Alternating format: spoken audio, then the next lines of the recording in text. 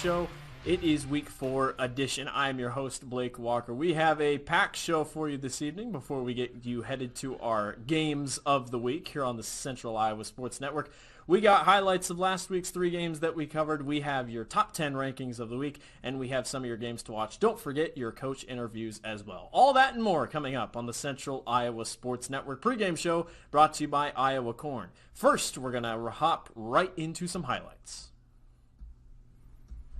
Okay. That way he can just chop that, so that way if we mess up highlights, he doesn't have to. Hard touchdown one.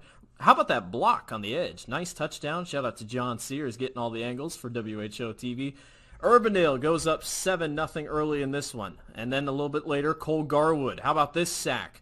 Dragging down Michael Provenza way back at the 5-yard line. This game was all defense.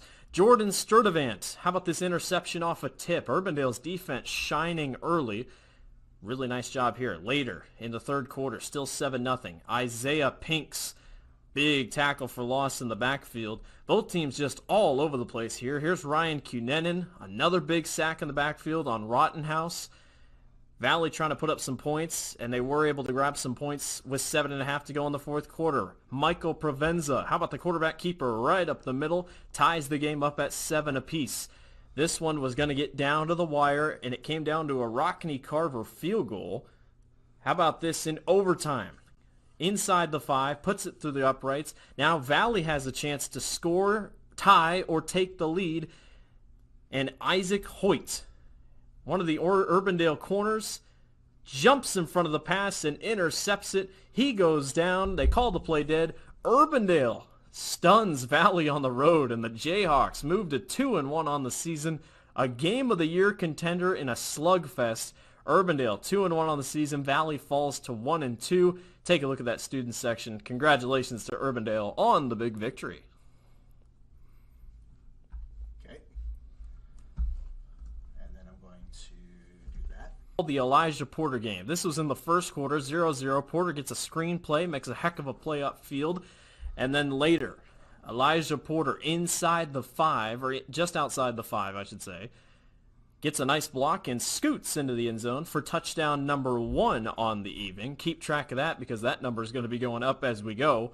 Elijah Porter quickly one of the sneaky good players we're seeing in Class 5A. Second quarter, here we go. Elijah Porter again. How about this? Wraparound touchdown on the right side. Make it 14-0 Centennial. Taking it to Waukee early. 14-3 just before halftime. Trenton Smith upfield to Chase Shuddy. Great adjustment to go get the ball. Almost fights into the goal line just inside the 5. And then you guessed it, Elijah Porter again. Nice run off to the right side here. Good snap by Trenton Smith. And Porter runs over the linebacker and scores into the end zone. He finished with 3 touchdowns total on the evening. Take a look at the replay. Boom, hard hit. Elijah Porter using his strength. In the fourth quarter, how about Trenton Smith? Really solid night at quarterback for Smith. Rolls out to his left and throws it short to Easton Miller, one of the secondary running backs. He grabs a touchdown. Ankeny Centennial cruises 31-6 over Waukee. Very good, very nice. Jod Davis all the way down to the 1-yard line. Dowling leading 7-3, but Jackson Smolik sneaks this one in from the 1-yard line, gives Dowling a 14-3 game. This game's looking like it's going to get out of reach. But how about Jazon Williams? Nice hole up the middle, and Williams uses his blazing speed to go 80 yards. It's a house call for the Ankeny Hawks to bring it back within 4. Heck of a touchdown run by Jazon Williams. Ankeny trying to come back into this game. We move to later in the fourth quarter. This is Cole over the middle to Jeremiah Kruger. Catches it, but fumbles it. After the catch, Dowling hops on top of it in a huge momentum buster for the Hawks. Dowling gets a huge turnover. Dowling then will march back down the field late in the fourth quarter trying to pull away with this thing. This is Jackson Smolik, the Penn State recruit, tossing it up to Cooper Nicholson. Heck of a grab, heck of an adjustment inside the 5. Nicholson makes a heck of a play. Dowling cannot score, though. And with 4:50 remaining, we go down to 3:12. This kick by Andrew Schumacher is up and good to give Dowling a 1-possession lead, 17-10. Late in the game, Ankeny, 3 seconds left, was able to spike the ball, and they got one play from the 38-yard line. J.J. Cole rolls to his right, launches downfield, and it is incomplete. Dowling takes down Ankeny. A huge win for the Maroons. They win 17-10. They move to 2-1 on the season. Cool. You like how I made Ankeny yellow? Courtesy of the Des Moines Register. So, coming in at the number 1 position, Southeast Polk, the Rams, 3-0. They took care of business against Waukee Northwest, 42-21. In the second position, Pleasant Valley, 3-0, beat Linmar 14-7 in overtime. Not the best win for the Spartans, but it's a win nonetheless, and they move and stay at number 2 in the polls. Dowling Catholic beat Ankeny, so The Maroons move up. 2-1 Dowling Catholic, number 3 in Class 5A. Ankeny drops to number 4, 2-1 on the season. Obviously lost to Dowling Catholic. Cedar Rapids Kennedy, a big win over number 9 ranked Cedar Rapids Washington of Class 4A, 27-6 last week. They are number 5 in Class 5A. Sioux City East is taking care of business out west. They are 3-0 on the season. They beat Lamar's, who was unbeaten at the time, 52-17. Johnston, number 7, 2-1 on the season. They beat Dallas Center Grimes 44-21 last week. Cedar Rapids Prairie, after a big upset win on the road at Cedar Falls, beat Cedar Falls. They move to the number 8 position. Welcome to the top 10, Cedar Rapids Prairie. Iowa City High jumps back into the top 10 after dropping out after their loss against Iowa City Liberty. They beat ranked Ames 55-19, an absolute beating of the Cyclones. The Hawkeyes move back into number 9, and Cedar Falls does not drop out of the top 10. They sit 10th, 2-1, lost to Cedar Rapids Prairie. West Des Moines Valley and Ames lose out after their losses to Urbandale and Iowa City High, respectively. So there are your top 10 rankings of Class 5A. We're going to take a break, and after this, we'll be back with our coach interviews. You are watching the Central Iowa Sports Network CISN Football Pregame Show, brought to you by Iowa Corn.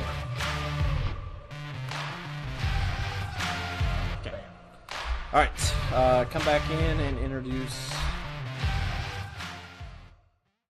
We all love a good win, however small or ordinary.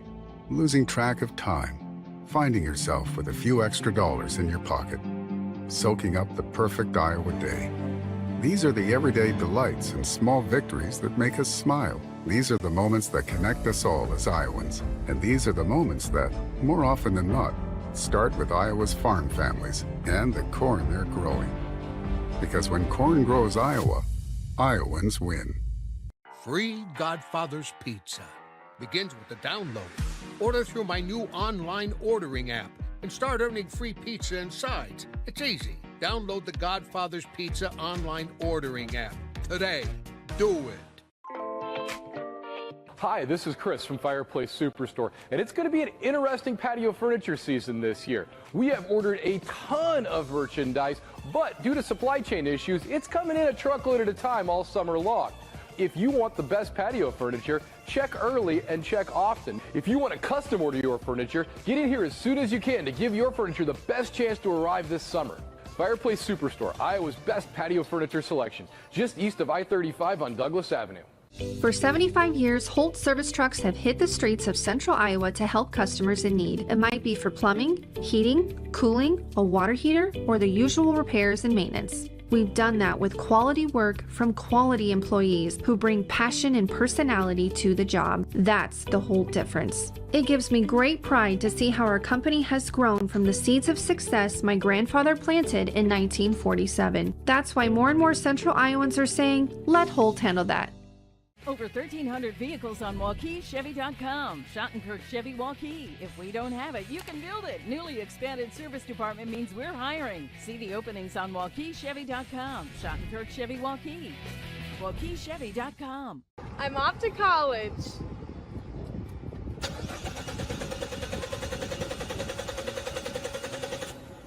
Oh, rats! Hi, Joe the Car Guy with a reminder. Before you send your kids off to school, set up an appointment with Westside Auto.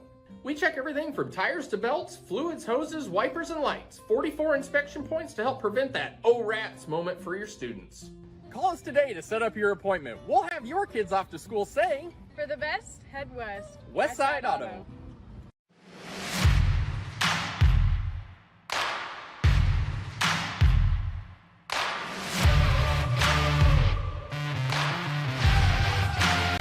Our coach interviews. We'll start with the interviews I conducted for this week's big game of the week. I talked to Coach Mitch Moore of Iowa City High. Here is that interview right now.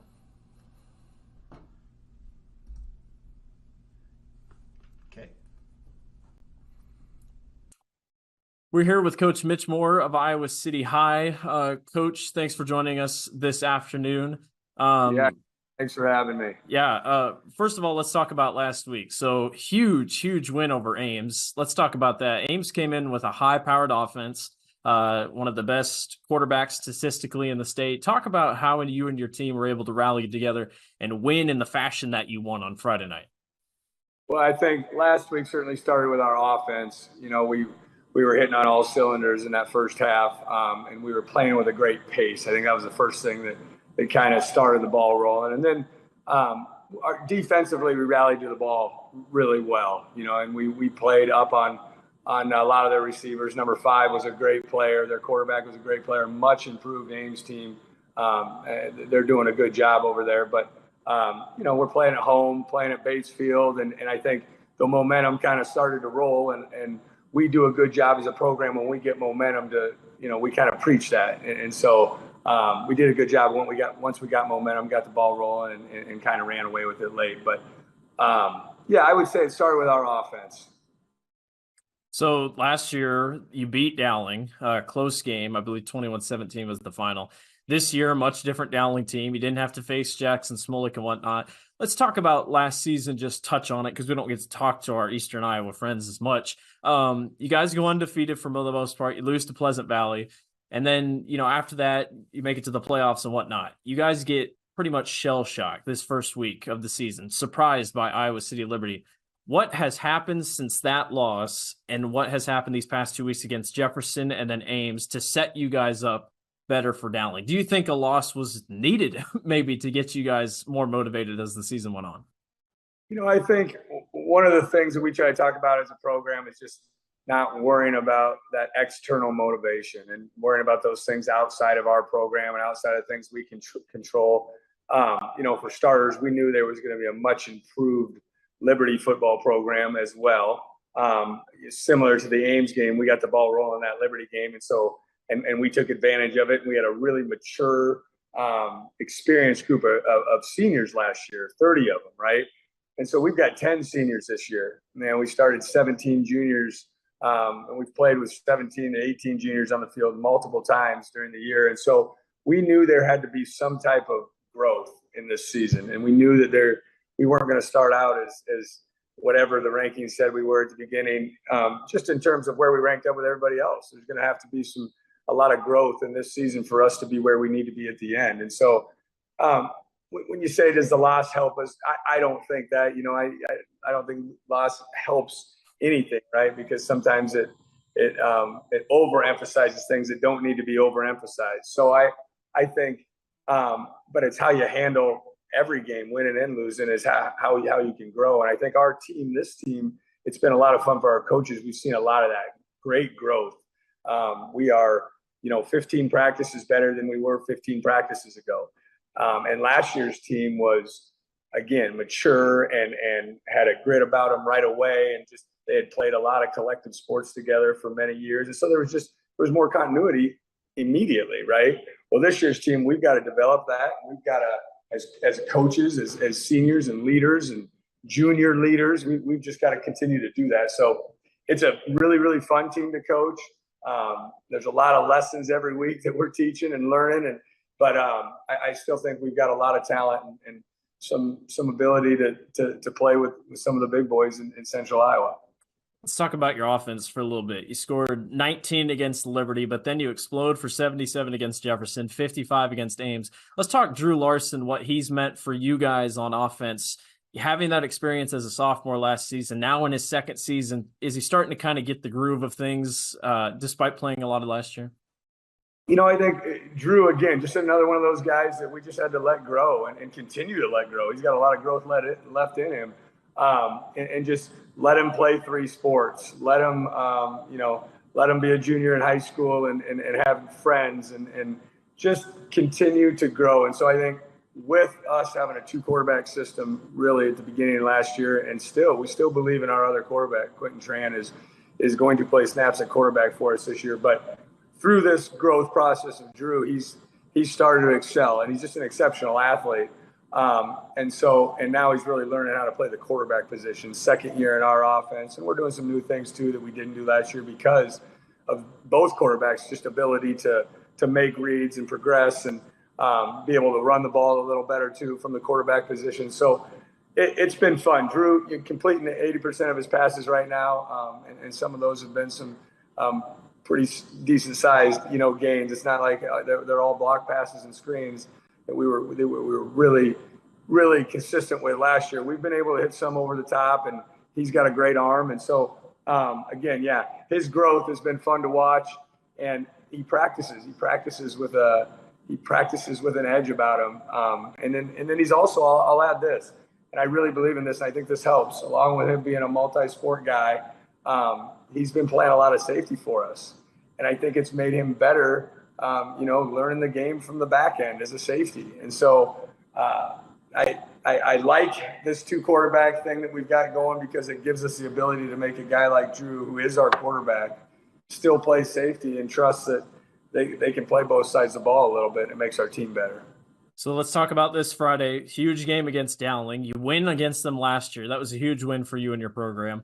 Now you get a Dowling team that looks a little bit different. You didn't have to face Jackson Smolik. Jackson Smolik, kind of one of those gunslingers like you faced last week in Dallas Sauser. Talk about this Dowling team. What have you guys been focusing on this week in practice to prep for this big game against the Maroons, traveling away from Bates Field here to Central Iowa here at Valley Stadium?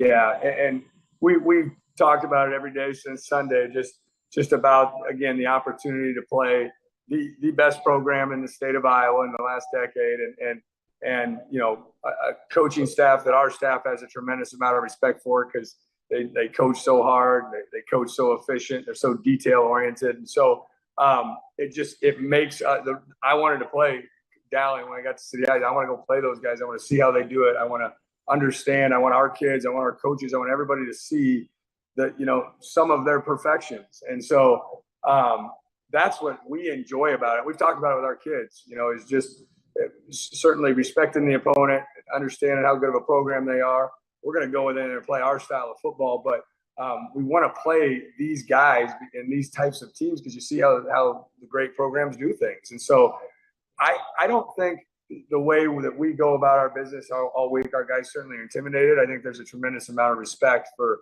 hey, we're playing.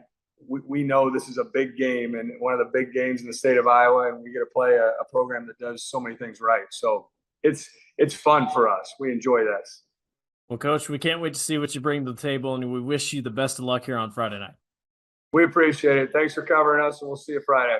Thank you, Coach. Then we wish them the best of luck tonight. We're going to take a quick break, and we'll be back to wrap everything up. You are watching the Central Iowa Sports Network CISN Football Pregame Show, Week 4 edition, brought to you by Iowa Corn. All right. Then we'll welcome back and talk about our games. We all love a good win, however small or ordinary. Losing track of time, finding yourself with a few extra dollars in your pocket, soaking up the perfect Iowa day. These are the everyday delights and small victories that make us smile. These are the moments that connect us all as Iowans. And these are the moments that, more often than not, start with Iowa's farm families and the corn they're growing. Because when corn grows Iowa, Iowans win. Not all used vehicles are created equal. DeArmond certified used vehicles have a big advantage. What sets us apart is that all used vehicles receive a 175-point inspection. Carfax report, 2 oil changes, collision deductible coverage, and wheel dent and windshield repair. Also, all DeArmond certified come with 2 warranties. A 1-year 12,000-mile bumper-to-bumper and a 2-year 100,000-mile powertrain. DeArmond Ford Indianola, DeArmond Automotive Knoxville, DeArmondAuto.com. Do you know what the best part about being a dog is? You can hear disaster before it even happens. You know what they say about disaster? Sometimes it can inspire a symphony.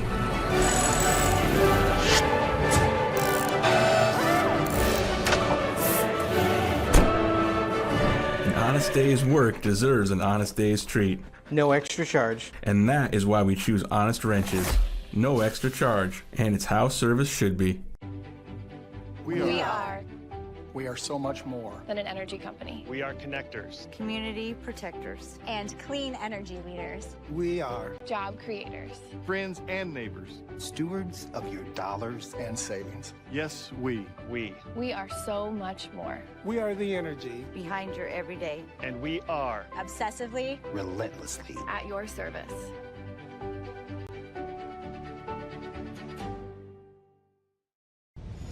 Ever have one of those awkward moments when a business disappointed you? You got ripped off? Didn't get what you expected?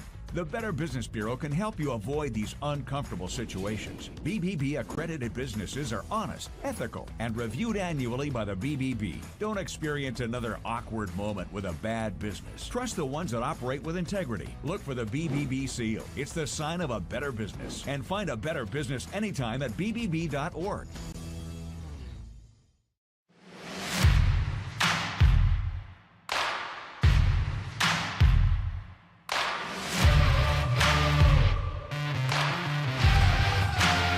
Walker. We're going to wrap everything up here. We're going to go through our Week 4 schedule, some of the games to keep an eye of throughout Central Iowa. Looking at our 6 games that we have this week, we'll start with the first 3 that will be on the Central Iowa Sports Network this evening across 3 YouTube videos. Waukee Northwest takes on Johnston. The Dragons trying to continue that big win, off that big win against Urbandale. Northwest trying to get things put together this season. Big game at Waukee Northwest tonight. Should be an interesting game to watch. Cedar Falls, number 10 Cedar Falls, goes to Ankeny Centennial, Ankeny Stadium to take on the Jags. The Jags are one of the best 1 and 2 teams in the state of Iowa, and they looked very impressive with Elijah Porter and company in their win against Waukee. Cedar Falls could be on upset alert for the second straight week. That will be a good game to watch. Probably the biggest one everybody's going to be keeping an eye on, Dowling versus Iowa City High. That is going to be a fun one to watch.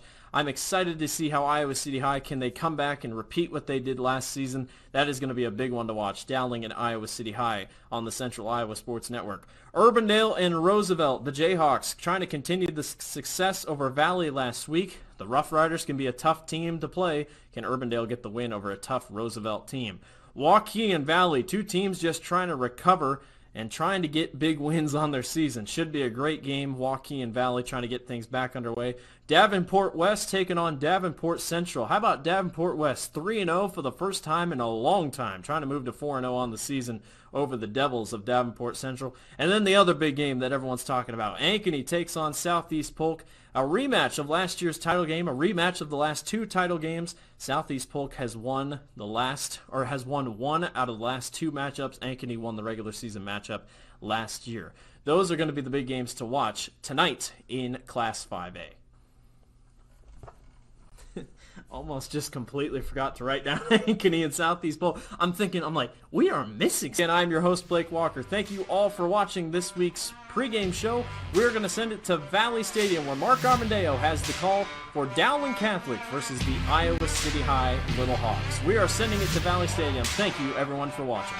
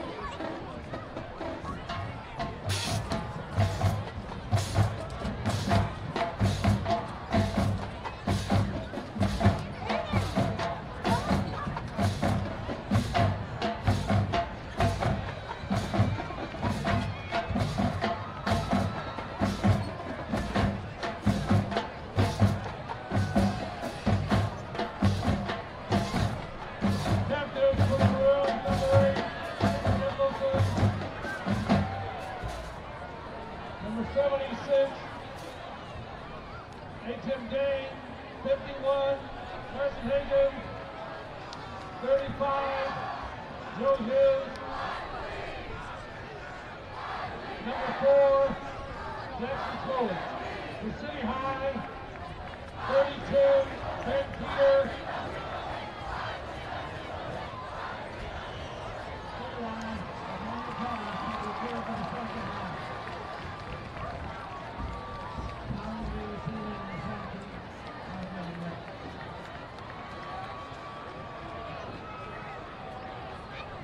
Ben Peter, 32, and number 2, Ian Moore, the captain for the Little Hawks.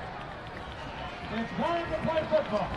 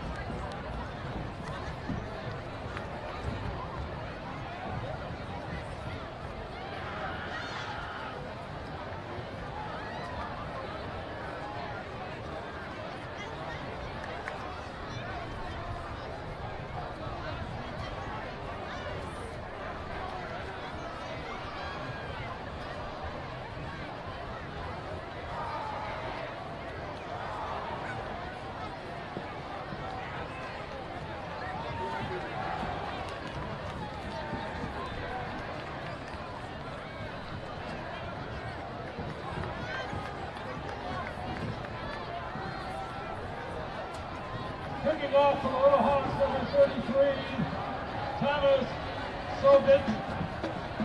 Back deep for the Maroons.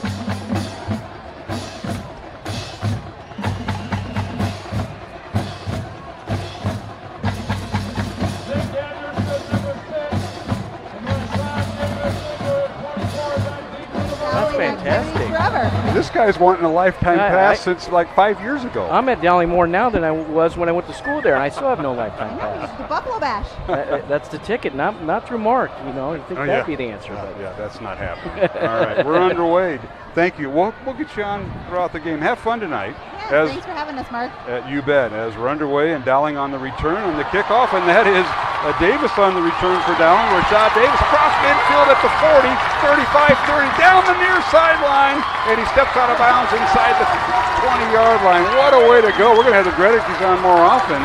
Johnny, what a return by Rashad Davis. It was return middle, then he went down the near sideline, south to north, here at the Valley Stadium. And that's a sign of showing how the sophomore Rashad Davis has grown in these last couple weeks, because he got the ball, he took it north-south, didn't try to go east-west, went north-south with the football and made his cuts going forward and found that seam. And with his speed and quickness, it really paid off.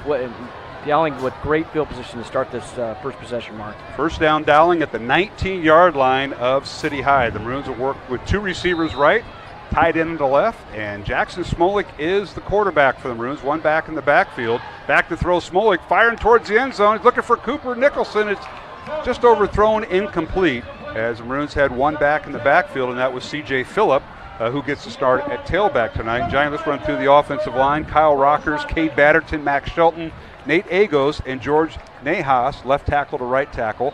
Tight end is Jalen Thompson. You'll see Danny Nielsen, number 81, in there at times. Hunter Critchlow is utility. And Cooper Nicholson, Hank Brown, the flankers, and Bo Gamble, Michael Reichart at the split ends. And, of course, Jackson Smolik at quarterback. And here is the handoff. This time he hands it off to Phillip. He's hit and dropped, maybe for a loss, back to the 21-yard line. So it'll bring up 3rd and 12 for Dowling back at the City High 21. That time, Mark, it was inside. It's supposed to be an inside zone play. I think Rashad just kind of cut it too quick to the edge, and that's where all the defensive players were getting blocked to, and he wasn't able to get there. I think he needed to cut that inside a little bit, but watch Dowling here to take another shot there like they did on that first play. All right, 3rd down and 12 Maroons. Ball on the City High 21-yard line after Rashad Davis returned to the opening kickoff. Back to throw is Smolik. He fires in the end zone. He overthrew his intended receiver, the tight end for Dowling, Jalen Thompson, the 6'4 senior. Just overthrew him at the pylon. It'll bring up 4th and 12 for Dowling at the City High 21. Let's see if Coach Wilson leaves the Offense in or brings in the field goal unit, John? There's a penalty on the field here, Mark. It might be a late hit on Jackson Smolik. He went to the ground after he released the ball. Let's see if that's what the call is here. All right, we'll pick that up as our officials tonight. Mike Vint from Marshalltown, Eric Kennedy from West Des Moines, Myron Lynn from Adel, Dirk Royals from Pella, and David Forsyth from Pella. Our official head referee is Mike Vint. We'll try to pick up his comments. Yep. And you're right, so that's an... So it's going to be a replay of down, so it's still going to be 3rd and short here. 3rd and 2 as they move the ball down to the 11-yard line, half the distance to the goal. Maroons will come out with 2 receivers right, 1 to the left. Dowling going right to left, wearing their home maroon uniforms, white numbers, white helmets and pants, and City High in their white uniforms, visiting white uniforms. Hand off to up the middle is Phillip, and he dives down to the 10, a gain of 1. We'll bring up 4th down and short for Dowling, 4th and about 1. Well, you have the weak side linebackers walked up on the back side, and that play went away from him, and he was still able to get penetration with nobody touched him. And when you're able to run freely there like he did, you're able to make that backside tackle before CJ even got going. All right, they'll bring CJ Phillip in at tailback. 1 receiver at each side of the formation. They'll go with 2 tight ends, the Maroons will. It's 4th and 1 from the City High 10-yard line after the opening kickoff. Hand off to Phillip, dances around, Phil on his feet. He may go in, touchdown Dowling. Boy, he danced around right over the middle linebacker and popped it outside the numbers. Touchdown Maroons, Phillip from 10 yards out, and Dowling strikes first. Yeah, when you have all those guys in the box up towards the line of scrimmage like Iowa City High does on their defense, and it's an inside zone play and everybody squeezed in the middle, CJ recognized that, and he cut it outside right away, and there was nobody out there to stop him. Nice heads-up run by CJ Phillips. That was all set up by Rashad Davis's 75-yard kickoff return all the way down to the 19 of City High. Extra point is up, and it is good by the Maroons. Andrew Schumacher, the hold by Jack Jetson, and the snap by Carson Hagan. It's Dowling now leading 7-0, 10:18 to go here in the first quarter. And you're listening to Dowling Catholic Football on the Iowa Catholic Radio Network and CISN.TV. Used vehicles are created equal. DeArmond certified used vehicles have a big advantage. What sets us apart is that all used vehicles receive a 175-point inspection. Carfax report, 2 oil changes, collision deductible coverage, and wheel dent and windshield repair. Also, all DeArmond certified come with 2 warranties. A 1-year 12,000-mile bumper-to-bumper and a 2-year 100,000-mile powertrain. DeArmond Ford Indianola, DeArmond Automotive Knoxville, DeArmondAuto.com. Mornings. They can be hectic. Let's go! So can your car. So to get a free pickup, drop-off, or delivery, head over to Honest Wrenches. And their loaner vehicles? No extra charge. Find your peace of mind with even more wonderful services. Every vehicle that comes in gets a full visual inspection and a 5-year, 50,000-mile warranty. No extra charge. Head on over to Honest Wrenches. No extra charge, and it's how service should be.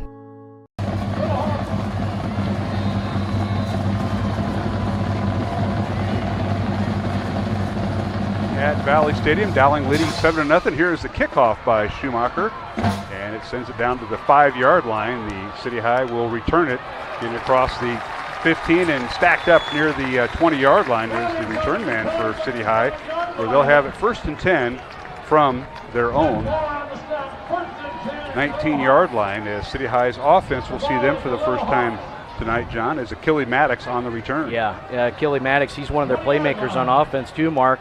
They like to, Larson likes to go to him quite a bit in the passing game, and he's more of a utility player as well.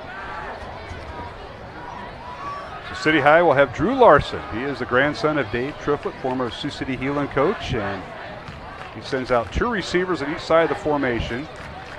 2 tight ends. Larson, a quarterback keeper between the numbers, and he's stacked up at the line of scrimmage for no gain, and will bring up 2nd down and 10 from the 20-yard line of City High of Iowa City. Let's set the Dowling defense here before the Maroons get moving along. Carson Hagan, Ralston Rumley, and Cody Hikus. Those are the 3 interior linemen. They'll have their hand down. The Maroons will employ 5 linebackers: Matt Hinton, Dylan Manning, along with Noah Seamer, who's back tonight, Jimmy Wannick, Joe Hughes, and Braden Pearson. Corners are Jake Anderson and Jared Rickey, and the free safety is Justice Williams. And now here's Larson back to throw, being chased, rolls to his left, fires the ball out, and he throws it away. Incomplete in the far sideline in front of the City High bench. That'll bring up 3rd down and 10 for City High. Good pressure by the Maroons, yes, John, but also good coverage in the secondary by Dowling. It sure was, and that makes it tough for a right-handed quarterback to break the pocket left-handed or to the left and sprint out and have to turn his shoulders to throw back to the right. But Larson did a nice job of doing that, and he also got off a nice pass. I mean, it was a rocket of a pass, but great coverage there by the Dowling defensive back. Was it Jake Anderson on that? 3rd and 10 Dowling, or 3rd and 10 City High, as Dowling brings in an extra defensive back, and now we've got signals coming in. Both teams going to their benches and making adjustments. The Little Hawks now with 3 receivers left. Now finally a timeout as the play clock gets near 0, and we'll take it with them. With 9:33 left to go, first quarter. It's Dowling 7, City High of Iowa City nothing here on Iowa Catholic Radio and Central Iowa Sports. 1,300 vehicles on WaukeeChevy.com. Schottenkirk Chevy Waukee. If we don't have it, you can build it. Newly expanded service department means we're hiring. See the openings on WaukeeChevy.com. Schottenkirk Chevy Waukee. WaukeeChevy.com. I'm off to college.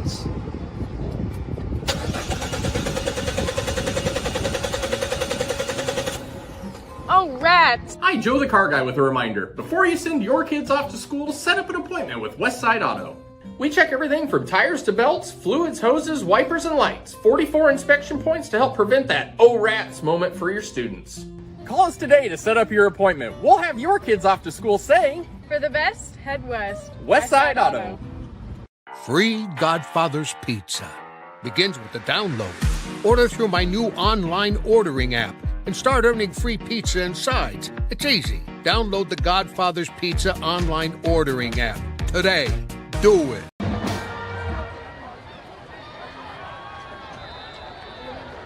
We're back here at Valley Stadium.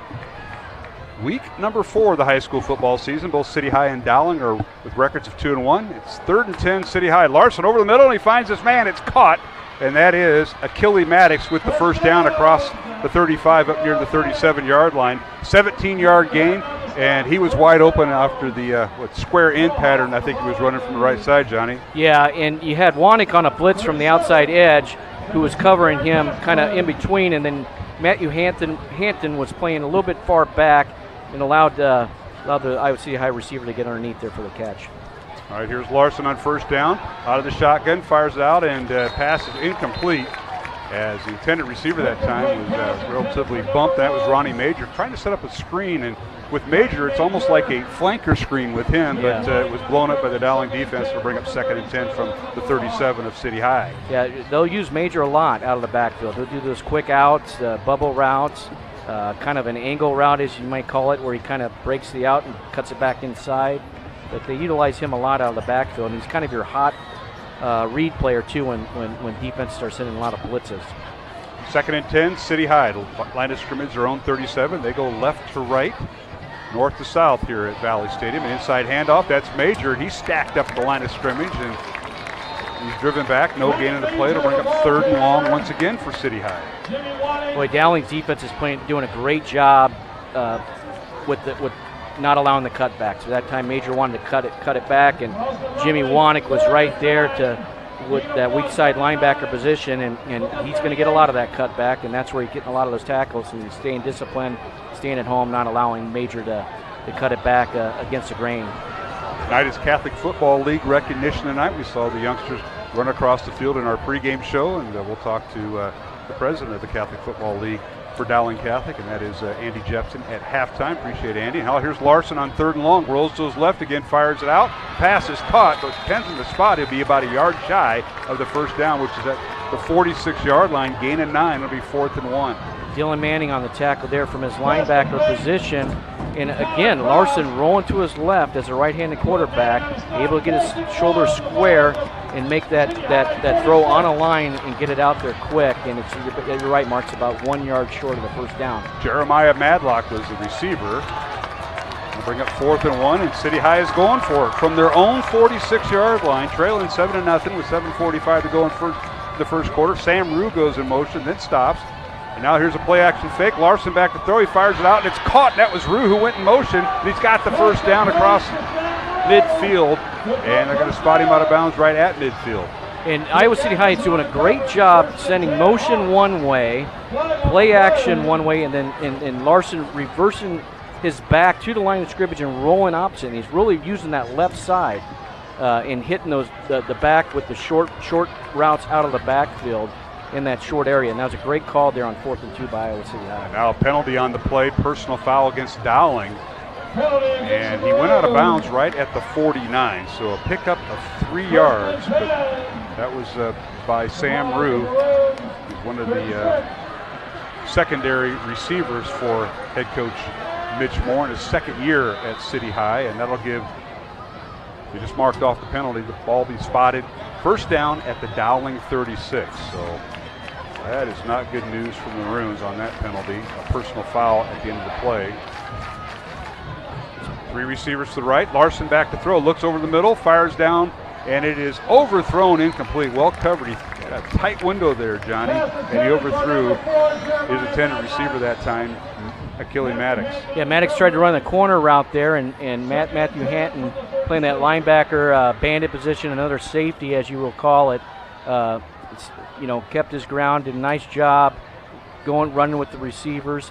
But going back, you had 4th and 1, that penalty, they get the first down and then add the penalty mark, and hopefully Dowling can keep them off the board here with points. 2nd and 10, City High from the Dowling 36. They send 2 receivers right, 2 to the left, 1 back in the backfield. Larson has time, now is hit, drop back inside the 47-yard line as he was hit and converged on that time to the Dowling defensive line. Yeah, Ralston, Rumley, you got a 3-man front, and they take a lot of punishment, those 3 guys up front. And for them to get through, because they're going to get a lot of double teams, and Rumley, he's a wrestler. He's got low leverage to the ground, and he's very powerful. And he broke through a double team there and was able to get to Larson before he could even make a decision on what he's going to do with the football. So Ralston, Rumley, he and Hagan both wrestlers, and he threw on the Larson kid. I wonder if they're in the same weight class. Well, Hagan and Keeter, they've had some battles and some wrestling matches. That would be awesome. Yeah.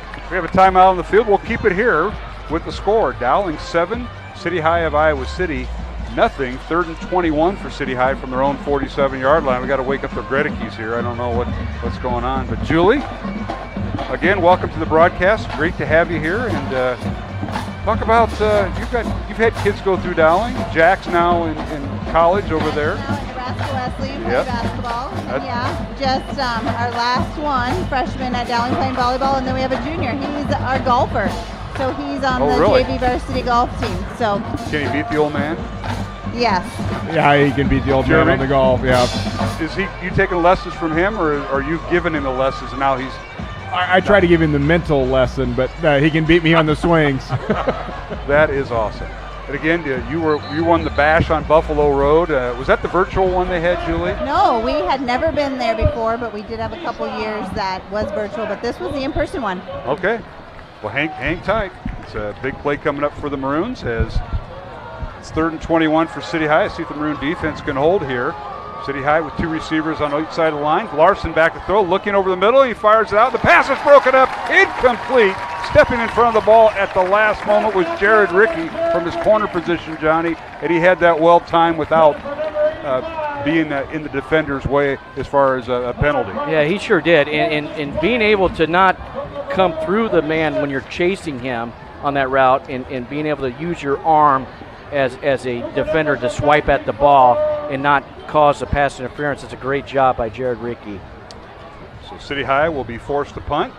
And it's a good snap, and getting away is Alex Knutson, and it's fielded by Dowling. And on the return, that is the Maroons, and finally hit and drop. They say they've got a fumble on the play here, John. Let's see what this is about. Oh, official. Now they did say it's recovered by City High, so they'll have the ball at the Dowling 25 on the punt return that was fumbled. Yeah, it's a big turnover, especially down here in this field position. It's not going to hurt as much if it's on the other side of the 50 mark, but when you turn it over on your own 24-yard line, that hurts. It's now giving Iowa City High great field position, short field, to start this possession. Cooper Nicholson with the fumble as he returned the punt. He had a pretty good return going, and he lost the ball. Now here's City High. They fire the ball out. It's caught in the near side, inside the 20 from the 24-yard line. Ball down to the 19-yard line. It was caught by Achille Maddox, and they'll pick up a few yards. Yeah, Achille Maddox with an out route there, and Larson threw it right where he needed to throw it, to his outside, made a nice catch, nice gain, gives it a second and short, manageable yards for Iowa City High. 5-yard reception, and they're going a little bit up-tempo here as they snap the ball. And here is Larson, fires out of the backfield. The pass is caught and run out of bounds inside the 10-yard line, knocked out by Jake Anderson. Is the receiver on that play, and a nice run downfield by Dax Judge, who caught the ball. Or check that. Number 26. That was Evan Lamp. Yeah, Evan Lamp. And again, that play action, getting the Dowling defense to move one way. Larson now rolling to his right, able to hit Lamp in that neglected area out there in the flats. First and goal, City High. Here's a pass to the far sideline, caught. And it's inside the 5-yard line, so it'll be second and goal from there. And City High going up tempo here. And number 4, Jeremiah Madlock on the reception mark and a little short hitch route. It's a second and manageable again here for Iowa City High here in the red zone and under the 10-yard line now. Yeah, at the 4-yard line, pistol formation. They give it to the tailback, and hitting a seam and hit and drop that time. No gain of the play. They try to go up the middle, and Major was the tailback, and he got hit at the line of scrimmage. No gain. Yeah, I think it's going to be tough sledding for Iowa City High running inside, especially when you look at the weight up front. Iowa City High's offensive line compared to Dowling's defensive line with those three guys with Rumley, Hagan, and Hike. It's going to make it really tough for them to run inside, especially if they play with that type of strength and tempo. 2 receivers left, 1 to the right for City High. Maddox in the backfield. Larson back to throw out of the shotgun. Now runs this side, and the pass is incomplete. Knocked away at the last moment once again by Jared Rickey, who's come up with some big hits to break up passes tonight, John. His technique there has been fantastic, and you know, credit Moats, the defensive back coach for Dowling Catholic, because that's twice now. Instead of running through the receiver, he's using his hand to use as a club or whatever to come through to knock that ball out as it's arriving. The timing has been perfect. I mean, that's a great job by Ricky. You can't do it any better than that. 4th and goal now for City High. The ball on the Dowling 4-yard line. They'll come out with 3 receivers to the left. Make it 4 because the tight end is standing up. 1 receiver to the left. Larson out of the shotgun. Back to pass. Looks left. Throws over the middle. Pass is nearly intercepted and finally incomplete. Almost in the hands, or in and out of the hands of the Dowling linebacker that time, Joe Hughes. Yeah, Joe Hughes broke on that ball. The ball hit it right in his hands. But, you know, as we joke in practice with our defensive guys, that's why you play defense. And they understand that, and they'll accept that because, you know, that's aggressive play, and it's a big play for Dowling defense. I mean, that's Fort Dowling kept him out of the end zone, kept him off the board with 0 points. City High had the ball for 6 minutes. Keep in mind they recovered the Cooper Nicholson fumble. They had it for 6 minutes, got no points out of it. And Dowling's offense on the field, first down from their own 4-yard line. Dowling leading 7-0, just under 5 minutes remaining, first quarter. From Valley Stadium in West Des Moines, Mark Amadale, John Chido tonight here on the Iowa Catholic Radio Network, along with CISN. Back to throw is Smolik from the end zone, puts his head down, avoids tacklers, and finally gets up to the 10-yard line. But he was awful close to being sacked in the end zone. And Jackson, you know, it's that quarterback mentality. You kind of feel when you're feeling pressure, and he ducked under it and picked up about 6. Well, let me tell you, going empty set on your 4-yard line and getting that type of pressure and being able to avoid it and step up like that, that's a great job by Jackson Smolik. And that was Sam Keeter, Ben Keeter's younger brother, he's like shot out of a cannon there into the backfield. All right, Rashad Davis in at tailback. Smolik, low snap, gives it to Davis, left side, looking for a seam. Slips a tackle across the 15. He's got the first down in the open field and finally hit and dropped. As he got outside the numbers, he picked up the first down at the 21-yard line, but he was momentarily in the open field, but he couldn't get outside the numbers. Great coverage that time by City High on the stop. Well, that play went over left tackle and left guard over Battered and Rakers, and it was a cutback by Rashad Davis, and Max Shelton at his center position did a nice job and allowing him to to use that cutback lane, and Rashad is so quick, and he's got great eyesight and vision. All right, they bring in an extra receiver, Hank Brown, number 80. He goes in motion. Smolik out of the shotgun for Dowling Catholic. Maroons going right to left, south to north here at Valley Stadium on a beautiful night. Play action fake. Smolik fires the ball downfield, and the pass is incomplete. Reaching out for it was Cooper Nicholson, but they say he didn't have control at the 35-yard line, and it'll bring up second down and 10 for the Maroons. I think Jackson wants that one back. He had Cooper. He threw it a little bit behind him, kind of his back shoulder. He had a little pressure there, and Cooper again almost came up with a nice one-handed grab, as he did last week against Ankeny High School, and Cooper's known to make those tough catches like that. Did you see Pollock on the replay? He thought it was a catch. He had no better than that. That was not a catch. That's funny. Second and 10, Dowling on their own 21-yard line. Maroons lead it 7-0 over City High of Iowa City, and now we've got a stoppage of play by Mike Vint, our referee. His mic is not working, so. Neutral zone. So offside, City High. That'll push the ball 5 yards up to the 26-yard line of Dowling. So Maroons will have a second and 5. Yeah, Dowling, you like those 2nd and 5 situations. That's a lot better than 2nd and 10, obviously, but you can do so much more 2nd and 5 than you can do 2nd and 10. All right, Dowling with 3 receivers left. Davis in the backfield. Back to throw. Smolik feels pressure, now steps up, wants to run, gets outside the numbers, running to the near sideline, picks up the first down, and finally run out of bounds. Now runs into a City High player out of bounds. They help him up. Going to bring up first down Dowling. Nice run by Smolik, and again, he feels that pressure. Yeah, he does. And he feels it nicely, and he knows where to get out of trouble, which is good. I mean, you got to be self-aware because it's coming from his backside, and he's able to use his speed to get outside. And you had Ben Keeter humming, and that's kind of what clipped him up there at the end on the sideline there. Gain of 11 up to the 37-yard line. So first and 10 Maroons, 3:05 left to go here in the first quarter. Cooper Nicholson goes left to right in motion, wearing number 8. Pistol formation. Smolik. Here's the snap. And the give is to Rashad Davis, looking for a hole right side. Now cuts back inside, zigzags, still on his feet at midfield, first down, and he's finally run out of bounds inside the City High 40-yard line. Boy, the sophomore running back for Dowling just waits for his blocks, and he kind of glides through them, and he can shake and bake with the best of them because when he stops, it's a stop, Johnny, and he gets the defenders off balance. It's a stop jump that Coach Meeks teaches, and everything, if you watch, is moving forward. Even though you're stop jumping, you're still moving forward, and you're not stopping your feet. And he does a great job, especially as a young sophomore, being able to see that cutback lanes and utilize his speed and quickness. That's just a tremendous job. Gain of 14, first down Dowling at City High's 40-yard line. Maroons lead it 7-0. Here's Smolik back to throw, fires it out, a little slip screen, caught by Gamble, and Bo has the first down. He runs towards the sideline, out of bounds inside the 25-yard line of City High. He picks up the first down, a 15-yard gain, and Bo, that was a little split screen, if you will, off to the right, and he found some yardage going towards the sideline. Now that's not a preset call there. So, Jackson's able to audible out of that.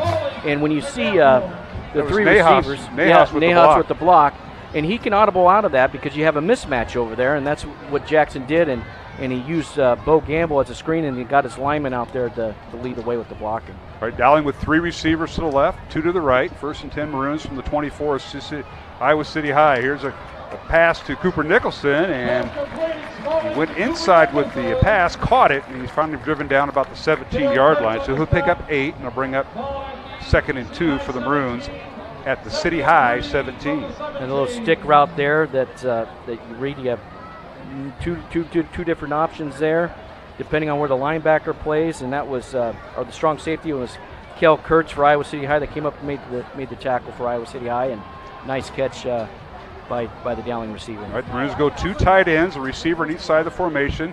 Davis in the backfield, they give it to him right side, breaks the tackle, still on his feet at the 15 and driven down at the 10-yard line. Boy, the blocking and tackling really going. I'll tell you what, Nahas is being very athletic in there along with the rest of the offensive linemen. But how about Rashad Davis taking it down to the 10 and it picks up a first down. They're calling it 1st and goal, Johnny, at the 10. Yeah, he's just utilizing his patience, seeing that zone blocking, waiting for it to develop, using his cutback lanes and are going forward. And that was a great block by Max Shelton, again, the center for Dowling, and Nahas there on the outside. All right, 2 tight ends once again for the Maroons. 1st and goal at the 10. Handoff Rashad Davis. Oh, the hole opens inside the 5. Puts on a move. Touchdown.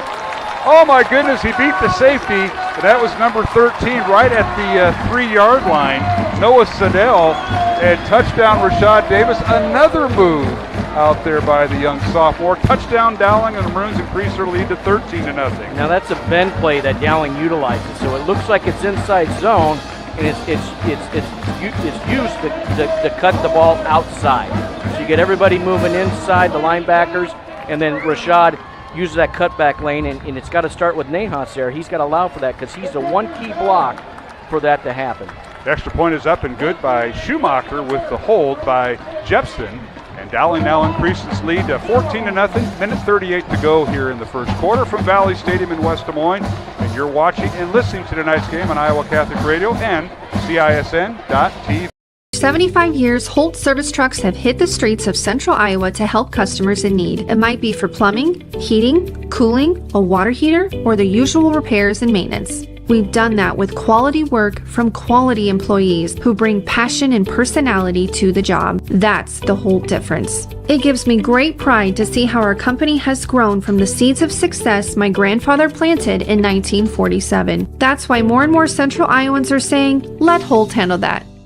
Not all used vehicles are created equal. DeArmond certified used vehicles have a big advantage. What sets us apart is that all used vehicles receive a 175-point inspection. Carfax report, 2 oil changes, collision deductible coverage, and wheel dent and windshield repair. Also, all DeArmond certified come with 2 warranties. A 1-year 12,000-mile bumper-to-bumper and a 2-year 100,000-mile powertrain. DeArmond Ford Indianola, DeArmond Automotive Knoxville, DeArmondAuto.com.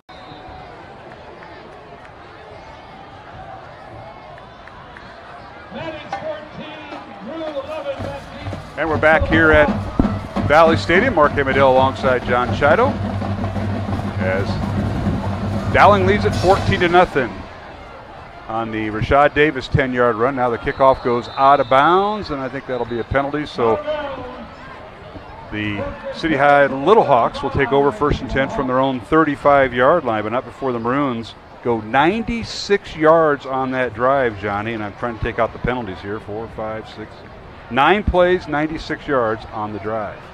Yeah, that's a great drive, and you know, a lot of it's on the ground game, and it's with Rashad Davis. Again, he's keeping it going from where he left off last week, and we said it a lot, and we're going to say it more, just by his vision and his patience with that zone blocking and finding those lanes. But we've got an updated score from our friend Steve Morrow with the Southeast Polk game. Ankeny leads 21-7, Mark, at about half. And then wow, Mr. Gredicke here has a Centennial update. Okay, we'll go to that. And now here's Larson back to throw, and he's hit and dropped right at the line of scrimmage. I don't know if you call that a sack, but the Maroons were right there, and was that Rawson Rumley? Yeah. Not getting too far back in the backfield from his defensive line position, being able to get through the defensive line and staying there and not allowing to over-pursue the play there. We're going to get Mr. Gredicke to give us a response. We'll wait till the next play. I don't know if he wants to do the interior lineman or a linebacker. We'll put him on the spot here in a moment here. All right, back to throw is Larson. Has time. Now rushes out of the pocket, fires the ball downfield. Caught. Nice catch that time. Now reverse pivot. That's a nice move that time by Achille Maddox. And he gets it across the 45 up to the 46-yard line for a first down. Okay, now you have the replay in front of you, Jeremy. As they're going quick. Oh, now, yeah, there you go. What do you think about this play? Wow, we just got blown up there and hit each other instead of getting the guy there on that tackle, and we just missed it. We'll get him here on this next one. All right. Keep that microphone handy. We're going to put him to work. 1st and 10, City High from their own 46-yard line. Inside handoff, and hit and bunched up on the play is Ronnie Major, their outstanding tailback. He's just like we saw last week, John, where you can if he gets loose, it's a foot race, and he's probably going to win it. But the Maroons stacked him up there. They're doing a great job not allowing him to cut back either way there. I mean, there's no room for him to run inside, but he's a guy that likes to cut back or utilize the speed or break it to the outside, and Dowling's doing a good job of squeezing, keeping him inside and wrapping him up. You know, that was a problem the first week against Southeast Pope with Sama. Yes, that is true. 2nd and 9 now for City High from their own 48-yard line, and we come to the end of the first quarter, so we'll take a break with them. The score, Dowling 14, City High of Iowa City nothing, alongside John Chido and Mark Amadale. And want to thank the Greta Keys, Julie and Jeremy, being here tonight. We'll take a break, come back after these messages here on Iowa Catholic Radio and CISN. We are so much more than an energy company. We are connectors, community protectors, and clean energy leaders. We are job creators, friends and neighbors, stewards of your dollars and savings. Yes, we are so much more. We are the energy behind your everyday. And we are obsessively, relentlessly at your service.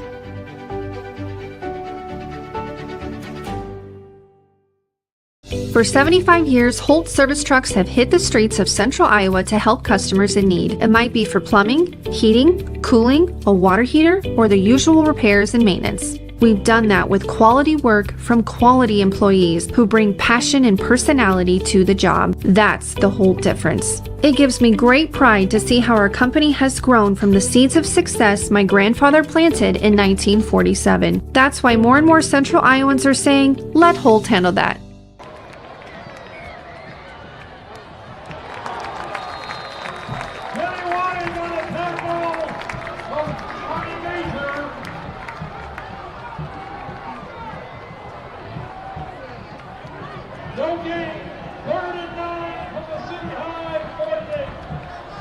And we're back here at Valley Stadium, underway here in the second quarter. With City High having the football, and now it's 3rd and 9 as he just ran a play, Johnny, that went nowhere for City High. Yeah, jet sweep there, and it was sniffed out by Jimmy Wanick, and he ran the running back for Ronnie Major down, and just kind of shows you the versatility of Jimmy Wanick there. All right, Larson back to throw, and still on his feet, rolls to his left, looking downfield, hops a tackle at the 50, and he spins out of a tackle inside the Dowling 45 and picks up the first down. Showed his athleticism there, did Drew Larson, the 6'1", 175-pound junior quarterback for City High. And Jeremy, you used to make moves like that, as I understand. Is that true? Back in the my day? moves back in the day was only 12 guys on the field total. We were playing 6-man, so you had to make tackles. You couldn't miss those, or you were running laps the next day. 6-man football. That'd be Nebraska. so much fun.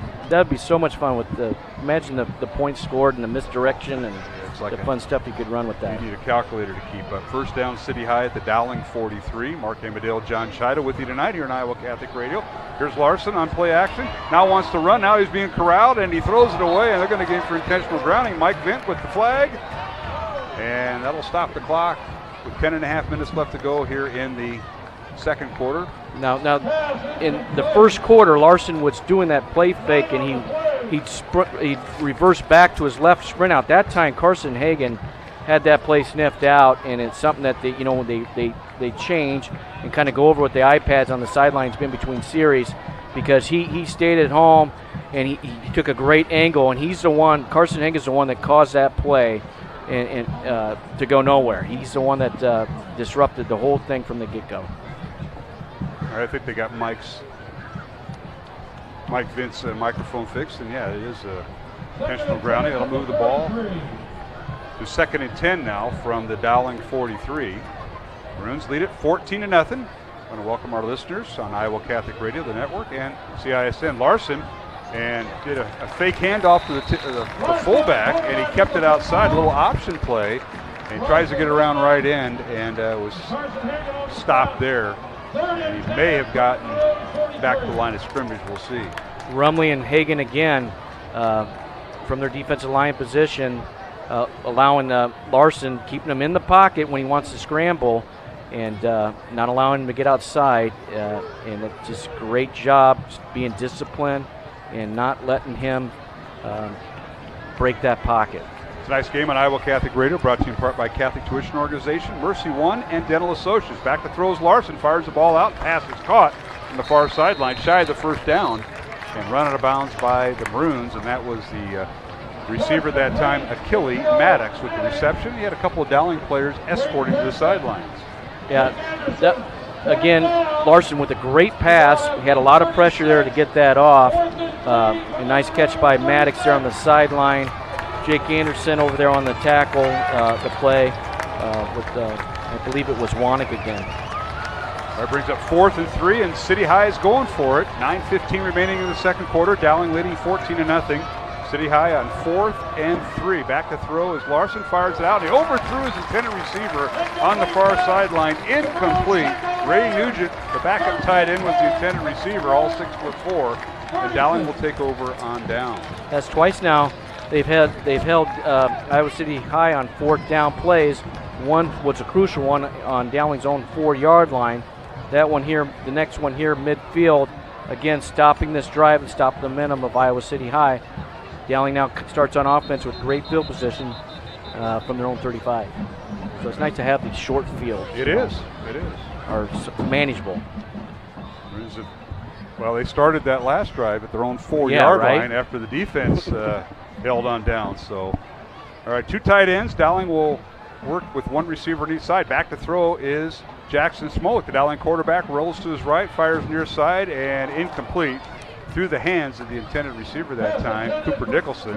Will bring up 2nd and 10 for the Maroons from their own 38-yard line. Jackson forced to break the pocket, kept his eyes downfield, trying to get Nicholson there on the sideline. Just threw it too wide there. It's kind of tough when you're feeling that kind of pressure and rolling your way and not being able to get your feet set. 2nd and 10 Maroons as Smolik will work with 2 receivers to the right, 2 tight ends. Now midway through their count, they look to the sidelines and get a new play. In the backfield, C.J. Phillip. Here's a snap. Phillip gets the handoff. Right up the gut he goes, and he's driven down shy of the 40-yard line to pick up a 2, and it'll bring up 3rd and a little over 8 yards for the Maroons at their own 40. That time Iowa City High was in a little blitz there from his right-hand side, and Dowling went inside zone and ran underneath the blitz there, and C.J. Phillips allowed to get some positive yardage for Maroons and allowed a 3rd and manageable position here. Tonight's game brought to you in part by Skeffington's Formal Wear, the Catholic Tuition Organization, and Mercy One. Mark Amadale, John Chider tonight. Here's Smolik back to throw on 3rd and 1, fires it out, and it's caught right at the 42-yard line. Nice reception that time by C.J. Phillip, but a gain of 2, and it'll bring up 4th and about 4 for the Maroons. Yeah, that Dowling's drive stalled there a little bit. Mark, you'd kind of like to see if CJ's going to run that route out of the backfield, you want the receivers to bring their guys more downfield. And that time, I think it was Nicholson and whoever the other receiver was out there, they didn't get downfield far enough to bring their guys out of the play, and it allowed the corner for Iowa City High to come up and make the play before the change. So Cooper Nicholson will step back at inside his own 30 to punt for Dowling Catholic. And back deep right around his own 25-yard line. Good snap. The punt is away. And on the return is for City High, and that is Drew Larson. Quarterback, safety, and punt returner is Drew Larson. And a short gain, and they'll start 1st and 10 from their own 28-yard line. This is normally where I go down to you, John, but I'm going to go up to the Gredekeys. It's Julie's turn. Okay, we've got to give equal time. All right, Julie, what's going on? What's going on? Daughter have good grades and all that, right? I think so. I'm sitting up here. I'm pretty impressed with our student section. So I'm going to give a shout out to the cheerleaders in the student section tonight. It's my one chance to kind of watch from the background. I have 2 kids out there that I've been waving to, making sure they're behaving. But also our cheerleaders are definitely out cheering tonight. So it's been fun to watch them. What do you think of the band, the national And the band, yes. Did a great job. The band always impresses me too. I know they put in a lot of long hours and hard work, and they always come out and do a good job here. So very impressed with cheerleaders, student sections, and band tonight. How would you assess your husband's call of that one play that he had to dissect? What do you think about that? The one time he had a play to talk about? What good, bad? Work on it a little bit. We got 4 quarters. I think he can work on it. So I think you should probably give him a couple more chances. Johnny, give him a tip. I think he's doing great, Mark. I do too. I think he's got the replay screen in front of him. He's breaking it down well. Let's break this one down. A little swing pass in the back. We'll give it to Jeremy. What did you think of this play? The Maroons had that well covered. Little swing pass, get that running back to the outside, try to make him go one-on-one outside the numbers, and the Maroons had it well defended, and I think we got a flag down here, so they're going to talk about it. We'll get the replay. We got to beg the producer sometime. Holding against City High. I think Dowling will decline it. Just my guess, but for your folks on radio, be patient. we're watching. We're watching the replay. Mark set me up here. Nope. I got replay and everything else, but I'm still waiting for the ref's call. Nope, producer shot that down. He said, nope, not on this one.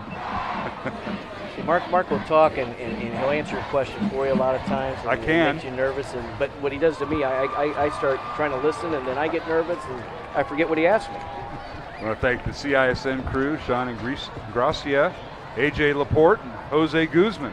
Wasn't Jose a reliever for the Blue Jays, Johnny? Outfielder, wasn't he? They're next door. They're the guys on the TV side. Dowling accepts the penalty. Got that one wrong. Pushes City High back deep in their own territory. What do you got here, Jeremy, for second and forever? On the 12. On the 12.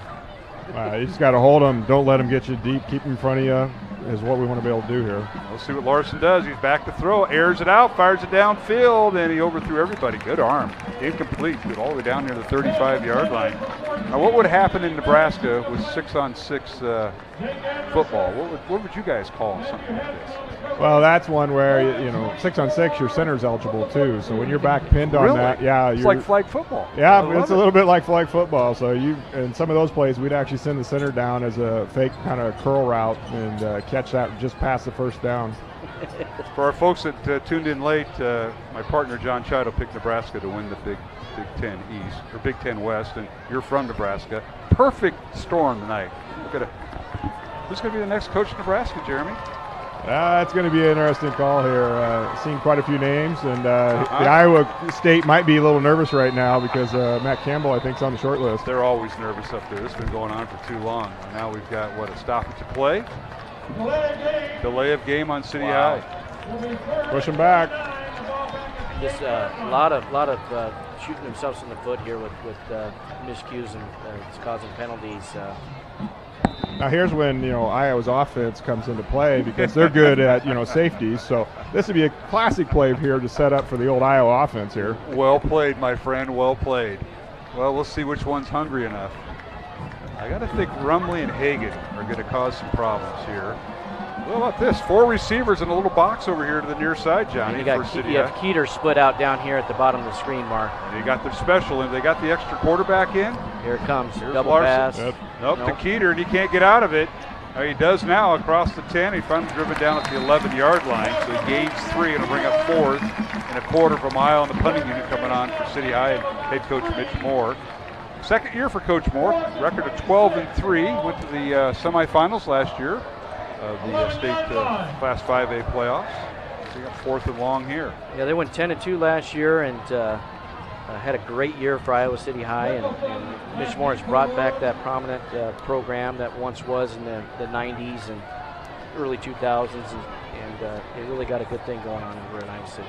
They certainly do. And now into punt is Alex Knudsen. It's a short punt. Yep, as you mentioned, Cooper Nicholson picks it up at his own 42, rather the City High 42. He's got the wall set up down the far sideline 10, and he's finally driven out of bounds. To spot him out right around the 12-yard line. It'll be first down Dowling. So a nice punt return for Cooper Nicholson.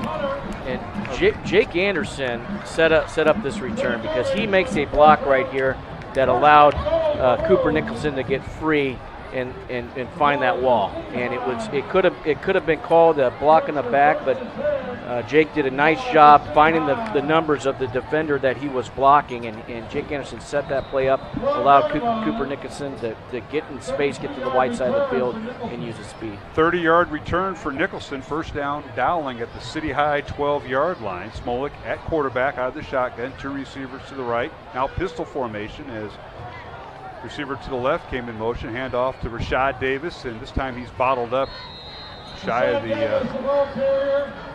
right at the line of scrimmage. No gain on the play to bring up second down and 10 Dowling on the City High 12-yard line. Game clock winding at 5 minutes 40 seconds here in the second quarter. Dowling leading 14-0 here on Iowa Catholic Radio, and we simulcast tonight on CISM. We want to thank Ashford Vision Clinic, Construction Professionals and Dental Associates, and of course now we're in the Bozeman and Flores red zone. Say more with Bozeman, 515-244-ROSE. Back to throw Smolik. He has backside pressure, fires in the end zone, and it's incomplete. Closest receiver was, might have been Gamble. Stop the clock with 5:19 to go, and it'll bring up 3rd and 10 for Dowling at the 12. The Maroons can get a first down, Johnny, at the 2-yard line. Yeah, two nice defensive plays there by Iowa City High. The last play there, they got Jackson Smolik to flush the pocket, get him to move, make him feel a little bit uncomfortable trying to throw on the run. And Jackson likes to set up and sling the ball around, but get him moving around a little bit, try to make him a little bit uncomfortable, and throw it earlier than he wants. And nice job by the Iowa City High defense. All right, empty backfield here, John. No backs and 5 receivers, 2 left, 3 to the right. Now here's Smolik. He wants to run, running towards the near sideline, gets outside the numbers, and he's going to be wrestled down right around the 5-yard line. He'll be shy of the first down, bring up 4th and about 3 for Dowling. Yeah, that time Iowa City High sent 2 extra guys that Dowling had to account for that couldn't block. And so right away, Jackson had to sprint out to his right side. The receivers are going away from him. He only had 1 receiver down to where he was rolling, so it made it really difficult. Did a nice job, made a good decision to tuck it and run and just play another down. So that's a good senior heads-up play by the Dowling quarterback. All right, Bo Gamble and Cooper Nicholson have split wide to the left. Trey Wilson split wide to the right. 2 tight ends. Wilson goes in motion. He lines up just outside the right tight end. Back to throw Smolik. Looks left, throws left. The pass is incomplete as his intended receiver that time, Cooper Nicholson, couldn't hang on to great play design, but it was more of a timing play that time, and City High will take over on fourth down from their own 4-yard line. You kind of like to see a little bit more error on that ball to allow the receiver to create some separation to go up and get it, because he had Nicholson had a good separation there, but the ball, you need a little bit more error. It's kind of thrown more of a on the dart, and made Cooper had to kind of readjust for the ball. You kind of want to see it thrown to the back pylon there, but you got to credit the Iowa City defense putting a little pressure there on Jackson, and the nice play by number 9 for Iowa City High, Quentin Tran on the coverage. And he's the backup quarterback also. Tran is. All right, 5:04 left to go, second quarter. Dowling leading 14-0. Larson on the snap from his own end zone, airs it out. He's got a man open, and it is caught. Beautiful catch that time. Achille Maddox gets City High out of a big hole. It'll be first down at the Dowling 44-yard line. And what a throw by Larson as he found him in stride here. And Jeremy, your thoughts on this play? My goodness. Yeah, like I said, you just can't let him get him past you. Keep him in front of you as a defensive corner. Stay on them. They just get past. Nice catch. Tough play for the Maroons, and now City High has it all blown up. They try to hand off to Ronnie Major, and he's hit and dropped in the backfield, so they may lose yardage. So big gain that time by City High, Johnny. Yeah, nice job of Wanek and Noah Seamer. Good to see Noah Seamer getting some action coming off of that broken ankle. This is his first game back. He's playing inside linebacker, that Mike linebacker alongside Wanek, and getting great pressure there on the blitz there for Dowling Catholic. Passing play went for 52 yards. Now a running play as they get the ball, trying to turn the corner, and turning the corner, and maybe a couple yards is the ball carrier for City High, and he's hit and dropped, and they'll bring up 3rd and 6 for the Little Hawks. Tommy Keipel coming in, relieving Hikas there on tackle position, making the stop there for Dowling Catholic, not allowing Iowa City High to get the edge, and nice job. All right, Larson from his Dowling 40 fires the ball out, and it is caught. He's near a first down. That is Achille Maddox again.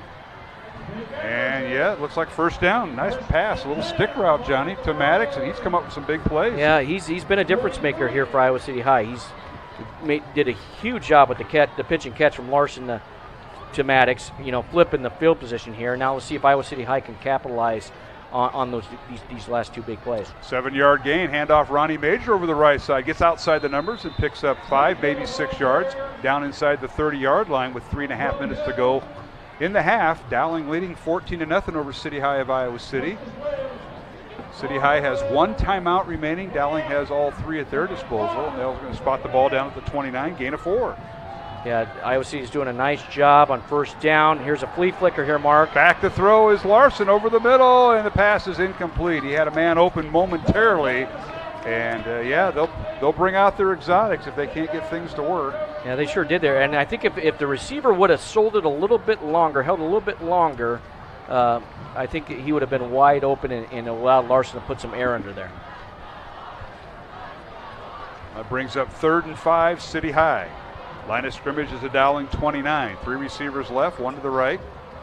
Major in the backfield. Back to throw. Larson looks left, throws left, and the ball is tipped and nearly intercepted. Near the ball was Jared Rickey, and he's had some pretty good pass breakups and nearly came up with the interception. It'll bring up 4th down for City High from the Dowling 29. Let's see if they go for it here, John, or if they send in the field goal unit. Dowling leading 14-0, trying to get points before the half with 1 timeout remaining. Yeah, we've not seen much of any punting on both sides. There's been some big key decisions to go for it on 4th down. This is Iowa City's High third time going for it. Now it's 4th and 6. This is kind of a tough situation.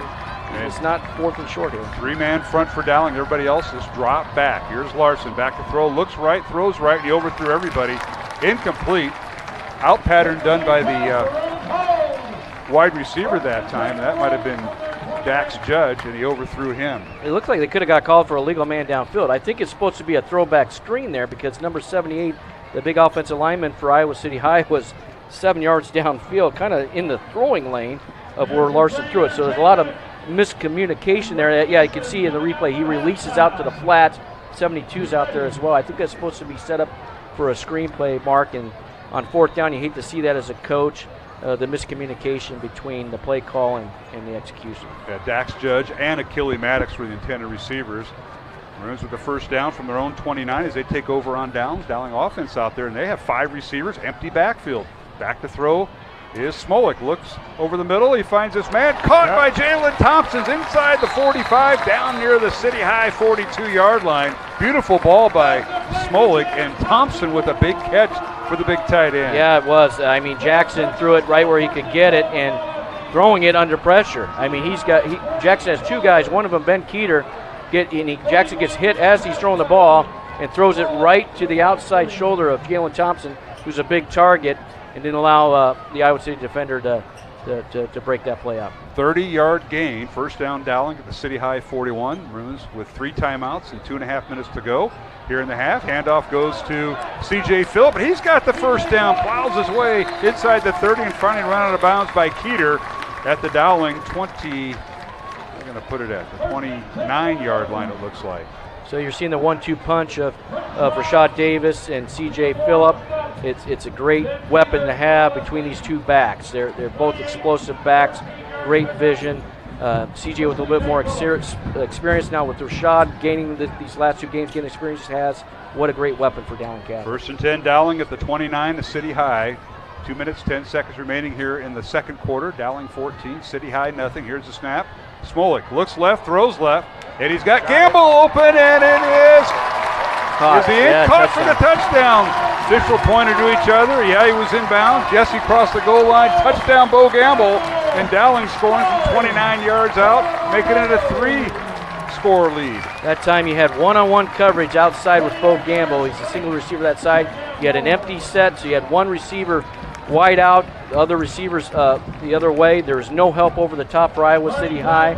So the corner there, which was Ronnie Major, put on an island by himself, and Jackson threw it in a great place, and he couldn't have handled it better. He sold it too, John. He looked to his right, and then he threw it left. The extra point is up, and now a penalty flag down on the point as Maroons go 3 plays, 71 yards on the Dowling drive. So you have an offside, so I wonder if Coach Wilson's going to go for 2 now. They haven't moved the They haven't moved the ball yet. Oh, they're going to kick it, yeah. They're going to take the points. There's no reason to go for 2. The play was called dead, so that's why they are back on the field. Dowling 20, City High nothing, pending the extra point. And for the Maroons, Andrew Schumacher in to kick the extra point. Jack Jepson on the hold and Carson Hagan the snap. And the kick is up and through. So it's 21-0 Dowling with 2:02 remaining here in the first half from Valley Stadium. Beautiful night here in West Des Moines, Iowa. Alongside John Chido and Mark Amadale. And the Gredekeys join us for our broadcast tonight. We'll take a break here on Iowa Catholic Radio and CISN.TV. What they call a snow day, we call a work day. And the resume I leave behind is nothing but clean pavement. That's why I stay prepared for all the depths of winter with a plow that won't back down from a little overtime and takes care of business beyond 9 to 5 and then 5 to 9 without skipping a beat.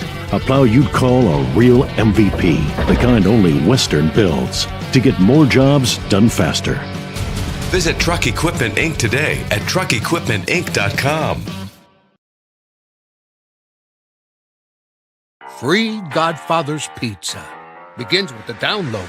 Order through my new online ordering app and start earning free pizza and sides. It's easy. Download the Godfather's Pizza online ordering app today. Do it. Over 1,300 vehicles on WauKeeChevy.com. Schottenkirk Chevy Waukee. If we don't have it, you can build it. Newly expanded service department means we're hiring. See the openings on WauKeeChevy.com. Schottenkirk Chevy Waukee. WauKeeChevy.com.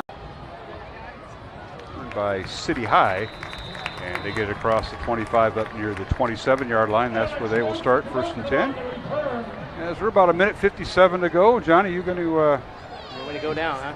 You got any questions for him? You want Jeremy to go down and ask Coach? I won't put him in that position. We don't have our sideline guy. Well, we do have our sideline guy here, but he is up here with us tonight. You're good. Make sure that works. Yep, you're all good. So. You got a question for Coach Wilson that you think Johnny should ask, Jeremy? What modifications are we going to do to not get beat deep? Oh, that's perfect. That's for the defensive. That's for Campbell. I'd like to. That's a great question. All right, here's Larson with the pass incomplete. We always plant those seeds. I like that. I like how he thinks. All right, Johnny's heading down. Jack, put the headphones on. Julie, we'll just switch chairs here. I need a color guy. Go ahead, Jack. Or Jeremy, I'm sorry. Jack hopefully is listening. You know, I hope he is. Yeah, that's right. John, yeah. They might have that late practice, so you never know what's going on there at Nebraska Wesleyan. The Prairie Wolves out of Lincoln. Now penalty flags down. Larson goes down too. The pass is incomplete. And he took a hit that time. And let's see what the officiating crew has here, as it was 3rd down and Wanek came in on a blitz. Now the officials got to figure all this out. So minute 49 remaining. Here's Mike Vint with the call. Looks like they're going to decline it, so it'll bring up 3rd and 10. City High from their own 28-yard line. Dowling leading 21-0 here on Iowa Catholic Radio. Mark Amadale, John Chido. We have Jeremy and Julie Gredeke, who won the Dowling Bash on Buffalo Road. And they're sitting in with us tonight. A nice run by Larson. He runs out of bounds shy of the 1st down. He gets out about the 33-yard line, but he picks up 5 and bring up 4th and 5. Ouch. Go ahead, Jeremy. That'll wake everybody up in the seats. They're dropping the mic on the floor. Well, we always like mic drops. Our producer does it, both of them. We have Jeff Piggott back on Iowa Catholic Radio. Dowling had a nice wall there, kept them out from making extra large, pushed them out of bounds. Force another punt. Back deep, Cooper Nicholson and Trey Wilson for Dowling Catholic. Alex Knutson, number 17, the punter. He's also one of the receivers, and he punts it over Nicholson's head and angles out of bounds in front of the City High sideline. And the Maroons will have it 1st and 10 from their own 21-yard line. And you get a little. You're up 21-0, Jeremy. This is Jeremy Gredeke sitting in as John makes his way to the sideline. He's down there. Johnny making his way to talk with head coach Tom Wilson. But you got 3 timeouts. You try to march the ball downfield. What do you think? Yeah, I mean, I think you run the sub 2-minute drill here. You got timeouts. They do. It's time to work on that drill and push the ball, I think. Let Johnny get his breath before we go down to him. That's quite a.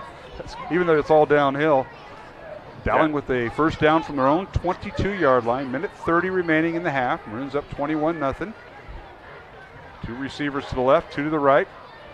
Here's a snap. Jackson Smolik back to throw. Looks left, throws left. Pass is caught on the far sideline. Out of bounds is a receiver. And then a little extracurricular activity after Gamble with the catch. Smart play there. Run it to the sideline, run the out pattern, get out of bounds, stop the clock. And he gets it up. Spot it right at the 29-yard line. They're going to tack on 15 more yards. There is a personal foul. Yeah, I think tensions are starting to come out from Iowa City West there on the late hit out of bounds. So a 6-yard reception, and then the penalty tacks on 15 more. Dowling with the first down at their own 42-yard line. Minute 24 remaining. 3 timeouts remaining for Dowling. Here's the snap. Back to throw is Smolik. Jackson on the move, and he dumps it off incomplete as he gets pushed into the Dowling sideline. That'll stop the clock at minute 22. Bring up 2nd and 10, so you'll live for another down. Well, and again, we're hitting the sidelines. I mean, if he gets in trouble, he can throw it out of bounds. Save plays, nothing risky down the middle. Good point, Jeremy. You work on your 2-minute offense when you can, even though you're up. And now that's not a good sign as Rashad Davis comes out limping. Let's see what that's all about. Maroons will bring in an extra tight end, Danny Nielsen. Also in there is Hank Brown, number 80. So 2 receivers right, 3 bunched up to the left, top of your screen if you're watching on CISN. Smolik at quarterback. Maroons from their own 42-yard line on the 2nd and 10. Here's Smolik with the snap. Gets it out. Cooper Nicholson with the catch. Now a little slip screen. Gets across midfield and finally driven down. Will stop the clock. First down Dowling at the 46. And Cooper did a nice job of waiting for his downfield blocking here, Jeremy, as we'll see on the replay. Yeah, so do you use the timeout now or just huddle up? It looks like we're going to do quick offense and go. Yeah, it's first down on the 46 of City High. And the clock stops when on the move. When you get the first down there. Smolik avoiding pressure, and he may go down. Throws it at the last minute, and it is incomplete. Too bad on that one, though, because he was wide open there. If he just got her up, he was under pressure, getting hit going down. Bringing drug down there. So that'll stop the clock with 58 seconds to go. Dowling on the City High 46-yard line. Dowling leading 21-0. Third-ranked Maroons and 9th-ranked City High of Iowa City Little Hawks. Both teams with 2-1 record. Here's the snap, and here's Smolik's pass, caught by Cooper Nicholson, trying to get outside the numbers, and he's kept his balance, gets across the 40, down inside the City High Little Hawk 38-yard line. 8-yard gain with second effort. That's a nice drive there, showing the passion to keep pushing the feet, keep pushing. And now we've got a timeout on the field. We'll take one. We'll take a 1-minute break. Dowling 21-0 with 44 seconds to go over City High. Back in 1 minute on CISN and the Iowa Catholic Radio Network. Off to college.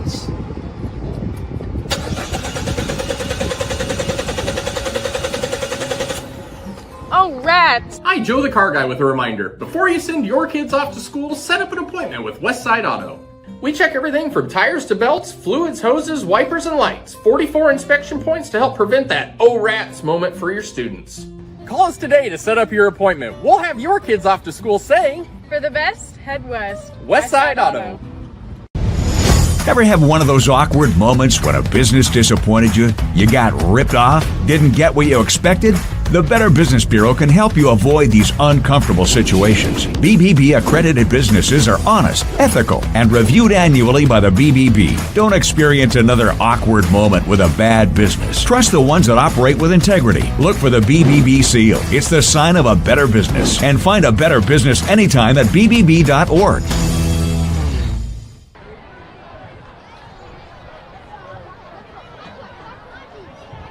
All right, back here at Valley Stadium, it's 3rd down and 1 for the Maroons. The Maroons give the handoff to the tailback. And that's Rashad Davis, who's back in there. He'll be shy of the first down. He actually lose the yard. And the Maroons call a timeout. We'll keep it here with 34 seconds remaining here in the first half. Dowling 21, City High of Iowa City nothing. Mark Amadale alongside John Chido, who's made his way down to the sideline. Jeremy and Julie Gredicke are sitting in with us tonight. And John, what's it like? You get a different perspective now from being up here to being on the sideline. And are you going to ask Coach Wilson a few questions? Huh? Yeah, I'm kind of going through my mind what to ask him. But one of the things I want to ask him is the balance of throwing and rushing tonight. It's been a great balance. And if they convert here on 4th and 5, that's going to be another big play. They've had some big stops. Going to talk about that, on the 4-yard line of Iowa City High for their defense, to see if they can come up with a big play and keep this drive alive and get some points on the board on a 4th and 5 situation. Yep, Dowling has the punting unit in. Thank you, John, for that report from the sidelines. Cooper Nicholson back to punt. Line of scrimmage for Dowling is their own 41. Davis lost 4 yards on that last carry, and back deep for City High is Maddox, and the penalty will go into the end zone. Touchback. There'll be no return. 1st and 10, City High from their own 20-yard line with 26 seconds to go here in the first half. And our scheduled guest at halftime is Andy Jepson, president of the Catholic Football League. You guys were a part of that for a while till the big guy fell in love with basketball, right, Jeremy? Yeah, we moved down here about 6 years ago, and Jack showed up at camp. And then our 7th grader, our junior high now, Isaac, played a couple years in the Catholic Football League. Great program, brings a lot of kids into this high school network, and really develops out that drive and passion for the Dowling Catholic football program. Certainly does. Julie, you see all those kids running across the field when we started the game tonight, right before we were in our pregame? Here 6 years ago, and that was the very first thing I did 3 days after we moved, was take Isaac to his first practice. So trying to find all those fields that were a challenge. Thank goodness for GPS. GPS, yeah, for you out-of-towners. Yes, absolutely. All right, City High with the football. Back to throw Larson with 25 seconds to go. Larson scrambling, now fires it out. He throws into double coverage. It's underthrown, incomplete. Yeah, just turn back a little bit, turn your head, watch for the ball when the receiver's looking, and might have been an interception there. Well, they have been, we'll bring Johnny back in. Johnny, they've been looking for Achille Maddox on that home run play all night, number 14, and he had double coverage on that play. Yeah, they weren't going to get beat deep there. You had Jake Anderson and Matthew Hanton both running stride for stride with Maddox. So you can't get a guy with that type of speed. You can't let him behind you. Now City High will take the kneel down, and we'll go to halftime here with Dowling leading 21-0 over City High of Iowa City. Keep in mind, last year when I made the trip over to City High, it was City High 21-17. They scored in the final minute to deflate Dowling's hopes. The Maroons got a low seed in the postseason, so a little bit different this time. And Jeremy, we're going to wait for John to catch up with head coach Tom Wilson. But your thoughts, your quick thoughts here in this first half. What do you think? Well, I think we've been playing great here. We just got to keep defensive pressure on the quarterback. Don't give him time when they're trying to make those big plays like that. Make him throw off balance. I think if we can keep pressure on him, we'll be all right. All right, let's go down to John Chido with head coach Tom Wilson. Ladies and gentlemen. Coach saying hi to the Bishop here. Okay. Coach, your thoughts on the first half here? It seems like you had some balance both passing and running the football, and some big stops there in the red zone defensively. Defensively, I thought they did a great job. We a few drives together, got to put more together, but proud of where we're at. We just got to finish. Thank you, Coach. Appreciate it. All right, Johnny, thank you for that report. John Chido on the Dowling sideline tonight as the Maroons lead it by the score of 21-0 at halftime. And Jared Seifert, Sister Stat guy, Andy Jepson set to join us. And everybody just going to be taking a break. Let's take a look at our first half stats. And we'll just a notice to CISN and to Iowa Catholic Radio. We'll take a 2-minute break following this segment here.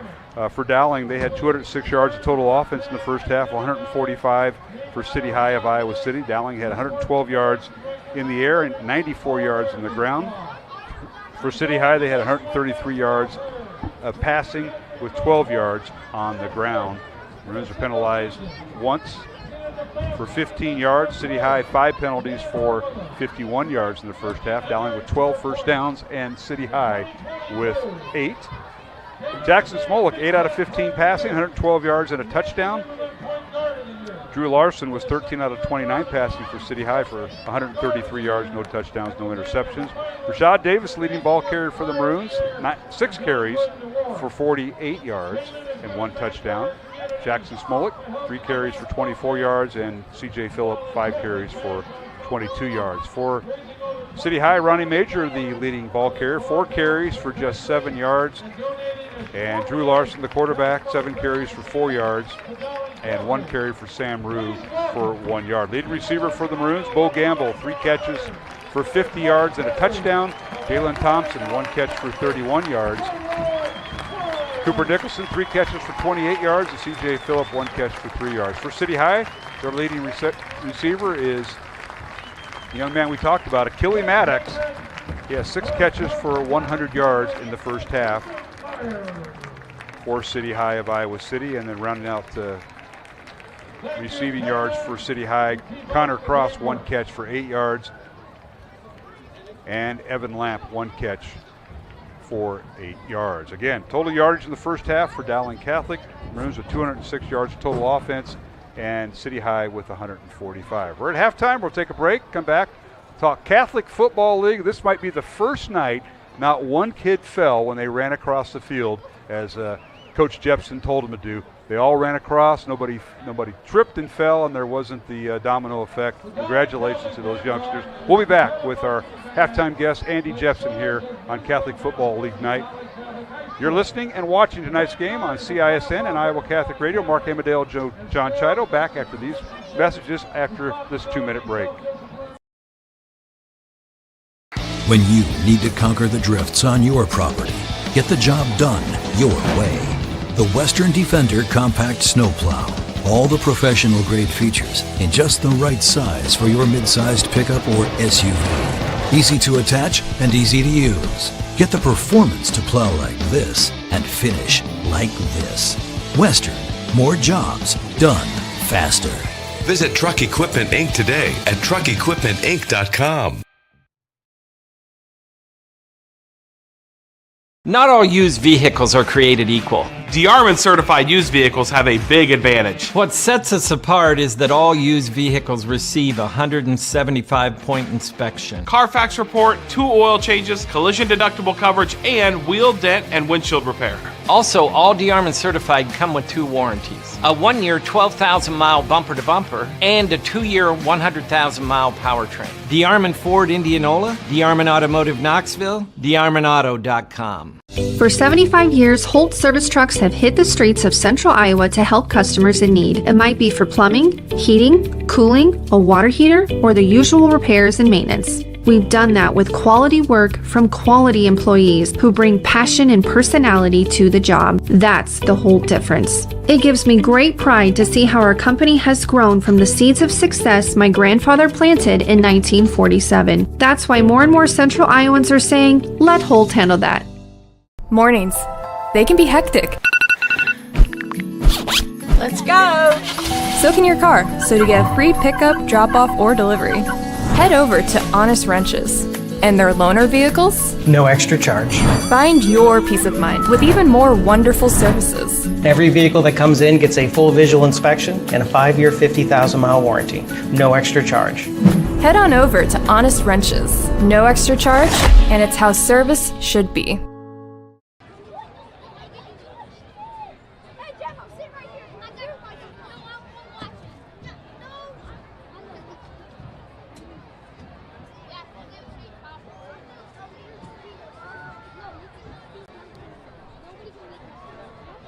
Valley Stadium, Dowling leading 21-0 over City High of Iowa City. Mark Amadale, John Chido on the call tonight, and we're joined by the president of the Catholic Football League, the one and only Andy Jepson. Coach, thanks for joining us tonight. Yeah, man, thanks for having me. My goodness, as I said in our little plug before we went to break, not one kid fell that made the loop. I mean, you went angle to angle, end zone to end zone, And how many of those kids were in the league this year? I'm usually more worried about the coaches and the parents trying to stay out of the way, but everybody seemed to make it across tonight. Almost 500, so that's awesome. A lot of kids. That's awesome. I know we've had the numbers have been fluctuating, you know, between 500 and 600, but that is amazing. And this year, new uniforms, reversible jerseys this year, right? Those were new a year ago. We got another set for the 8th graders this year, so those guys are looking sharp as well. But the 6th, 7th, and 8th graders are all in new uniforms, new jerseys the last 2 years. Well, of course, the Catholic Football League now plays in the Mid-Iowa Youth Football Program, and you know, has it been successful? What do you think about it, Andy? Because the number of kids, the safety factors involved, and you know, the teams you have Johnson, Ankeny, Southeast Polk, Lincoln, Waukee, and of course West Des Moines. Yeah, some of those schools are actually not in the Mid-Iowa Youth Football League anymore. There's another league that's been started, but the teams that are in the Mid-Iowa Youth Football League, Valley, Waukee, Indianola, Bondurant, all the city schools, we're just really, really fortunate to be able to be a part of that group. Lots of like-minded programs, lots of really, really good people who run those youth programs. And as I said a couple weeks ago in a different interview, you know, youth football is as strong in Central Iowa as it's been at any point that I've been involved with it, and that's primarily because of the quality of the people that are leading all of these programs. Really doesn't matter where you go. What doesn't really matter if you're in the Mid-Iowa League or if you're in the new league that you know, Waukee Northwest and ADM and DCG. All of those places have just tremendous people leading their youth football programs, very well connected to their high school programs, and it's things are going real well. Now, Andy Jepson's our halftime guest. He's president of the Catholic Football League, but a lot of people on your board, including head coach Tom Wilson, are a big influence in about the league, the rules, how it's been modified. You have flag for certain parts of it, then you go to tackle the transition, and that has been the growth of the league. You know, parents of youth like, well, do I send my kid out? I hear about this concussion. I hear about a lot of things. You guys have kind of brokered that and put parents at ease a little bit. Yeah, I hope so. You know, our numbers would indicate that. We're certainly having a lot of success with kids in the 1st through 5th grade age range, playing either traditional flag football or what we call transitional flag football, which is still 7-on-7, but with a helmet and shoulder pads on as they kind of prepare themselves to start playing tackle football in 6th grade. And so we think very highly of the model that we brought in 5-6 years ago. Coach Wilson's obviously been very, very supportive of it, and it's worked well for us. I think there are a number of other programs in the area who have also adopted a similar model, so we feel like we're doing the right thing. Well, that's great. Again, Andy Jepson's our guest here on Iowa Catholic Radio and the CISN.TV, and of course, you know, you look at the different levels. Where are the most numbers at, Andy? Is it the lower levels, or are you starting to see it at the 5th through 7th grade? We're fairly balanced. We probably have we play 1st and 2nd graders together. I think we've got probably 110 or 120 in that group. We've got probably 80 in 3rd grade. 4th and 5th grade is somewhere between 70 and 80, and then our tackle teams or grades, 6th and 7th grade, we've got somewhere in the ballpark of 60 kids. I think 7th graders, there's 2 big teams. They're at 56 or 58 total, and the 6th graders are somewhere 65, 66 with 3 teams. So it's pretty balanced all the way through. I think we're doing a good job of keeping kids interested in playing football as their bodies develop and as they get ready for tackle football. We're not going to keep them all. And there are some other competing sports, right? Some of these kids are fantastic swimmers or soccer players or wherever else the case may be. And so that's just kind of how it goes as kids get older. Yeah, it certainly does. Again, Andy Jepson, our guest here on Iowa Catholic Radio and CISN. And Andy, you look at the equipment we talked about, reversible jerseys, that's important. But you also have brand new shoulder pads, I guess, this year. Is that right? Yeah, it's you know, we spent about 3 years really going through and upgrading our helmet inventory with the latest technology in all of our helmets for the kids. And I wouldn't say we neglected the shoulder pads, but the shoulder pads were starting to show a little bit of wear and tear. And so we put a priority on those and bought 150 new sets of shoulder pads this year. Our 6th, 7th, and 8th graders that are playing tackle football are primarily in those newer Rydell shoulder pads, and so we feel good about that. We feel like we're staying on top of, or maybe even a little bit ahead of the curve with our equipment stuff, which is really, really important. That's a huge part of the success of of the product that we deliver is making sure that we're putting kids in quality equipment. And the safety aspect has been going on. We talked about the Guardians. Every kid has a Guardian helmet. I know they do it at the freshman and varsity levels at Dowling, but that is very important to have that. Yeah, I chuckled. The NFL actually, for their interior offensive and defensive linemen and their linebackers, went to requiring Guardians during training camp this year, and I was watching the HBO show that had the Lions, and I'm thinking, well, shoot, we're 4 or 5 years ahead of the curve what the NFL is doing with the Guardian caps. So that's been a great relationship with the Guardian cap manufacturer, and it's been really successful for our kids. I know it helps our kids start to assimilate into what they're going to have to practice in at Dowling as well. So. dmcatholicfootball.com, that's the website, and now the league is going on right now on Saturdays and Sundays. When do the playoffs start? Usually start in about October, don't they? Yeah, middle of October. Okay. So our flag, both our flag and tackle leagues will go through. I think it's the weekend of like October 15th or 17th, whatever that middle of October is. So we are in. I guess this will be weekend number 2 of the season with 5 to go at this point. So. All right, anything you want to tell our listeners and viewers tonight? We got another guest over there in the background. You probably see that. Some Clark girl. We need to get her in here. Well, she's a lot more important than I am. Well, So you want to get the message there. out for Catholic football because it's very important to the program. What do you want our listeners and viewers to know? Just a huge thank you to all of our supporters, all of the parents, most notably the parents that volunteer their time to coach all these kids. That is a colossal task to try to find the right number of people and people that have the right demeanor to coach these kids. So just a huge thank you to all the parents that are participating in the league this year and all the people that have supported us. And thanks to all the sponsors that came out this summer at Willow Creek for the CFL golf outing. I know we were a part of that with Iowa Catholic Radio. I don't know how well those guys did. Yeah. But I tried to get a little bit set up for them, and they did. The check cash. So that's all you were. And they started on the freeway. I don't understand that. They started on the freeway. There's no hole out in the freeway. But that's a big part of this is getting support, sponsorship, because you buy all the safety stuff that you need.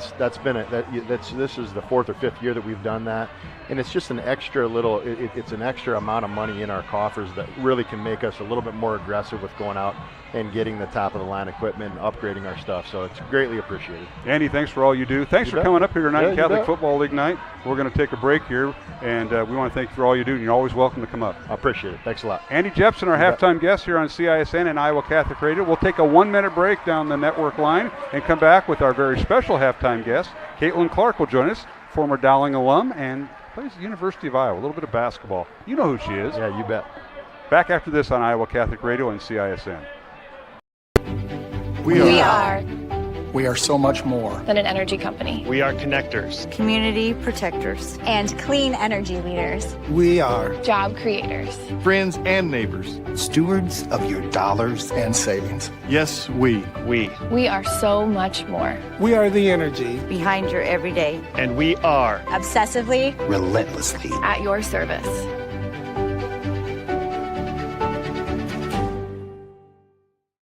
For 75 years, Holt service trucks have hit the streets of central Iowa to help customers in need. It might be for plumbing, heating, cooling, a water heater, or the usual repairs and maintenance. We've done that with quality work from quality employees who bring passion and personality to the job. That's the Holt difference. It gives me great pride to see how our company has grown from the seeds of success my grandfather planted in 1947. That's why more and more central Iowans are saying, let Holt handle that. And welcome back to halftime here at Valley Stadium. Dowling leading City High of Iowa City 21-0. And if you're watching on CISN.TV, the young lady next to me, I think I did her first interview when she was a freshman at Dowling, a lowly freshman. And here we are, 8 years later or so. And this is Caitlin. Yeah. 7. Kevin? What are you, sophomore? 7, yeah. Sophomore? Junior year now. So, time flies. Yeah. Caitlin Clark joins us. Caitlin, welcome back to West Des Moines. This is where it all started. It did. My goodness. And you were out here earlier tonight. I saw a tent set up for you. What was that all about? So they just kind of had a little recognition for me tonight. Had a little tailgate going on. I was there. A lot of little girls coming up, which is the best. It's always fun coming back here and seeing a lot of people I know, a lot of old coaches, a lot of old teachers. My little brother's a senior now, so that was the last class that I actually played basketball with. So a few girls around still that I know pretty well. But this is always just fun coming back to where it all started and, seeing Coach Meyer, seeing some former teammates, and, it's really what it's all about. You've been involved with some of the camps. You come back from the University of Iowa, and you've had a pretty good career there thus far. Yeah. Olympics, and, we'll talk more about that because I think it's a non-Olympic year, but trying out for the Olympic team. But all that stuff, you have not forgotten where you've came from, and you come back for camps, and now tonight, your mom and dad are taking pictures. I don't know why. Yeah, they always are taking way too many pictures. But I think just coming back and always remembering where you're from. I mean, my family is such a Dowling family. Yep. You know that. My brother played football here. My younger brother plays a bunch of sports here. My grandpa coached football here. A bunch of cousins. So, we love this school, the community, everything about it. I grew up going to a Catholic school, and anytime you can give back, that's what it's about. And especially when you can play a sport you love with little girls and little boys, I think that's what it's all about. And that's what just brings so much joy to them, but also to me too. I love doing it as well. It's not something I just want to do to look good, but because I love doing it and love giving back. Caitlin Clark is our guest, plays at the University of Iowa. People kind of remember. Were you an All-American this year? I was. My goodness. I remember when you were just an All-Stater here in Iowa. Then you were All-Conference and all that stuff. But, you look back, Caitlin, and what a career you've had, the time you put in. You were out for a lot of sports. Matter of fact, I don't know where Johnny's at, but he remembers. Said, I coached her in softball with his daughter. Yeah. I said, she played softball. You went out for everything before you settled in on basketball. Absolutely, and I think that's so important. I think that's kind of a lost art now. Like, I think kids should be able to play whatever they want. I played soccer all throughout high school. I loved it so much, and it was hard for me to give up, but I knew at the same time basketball was my future. So eventually you find what you're good at, but at the same time, I don't think I would be a great basketball player if it wasn't for the other sports that I played. So, and I was a super competitive kid, so my parents wanted me to get a lot of energy out. So they're like, here, we'll just toss you into any sport ever and go play, whether it's with girls or with boys. I grew up playing with the boys, and I think that's another reason why I've been able to have the career I have, is just because I always competed against bigger, stronger, faster growing up. And so many different sports before you settled on. I remember the soccer team, you were going away for camps, the Olympians, and Junior Olympics. You were playing in that.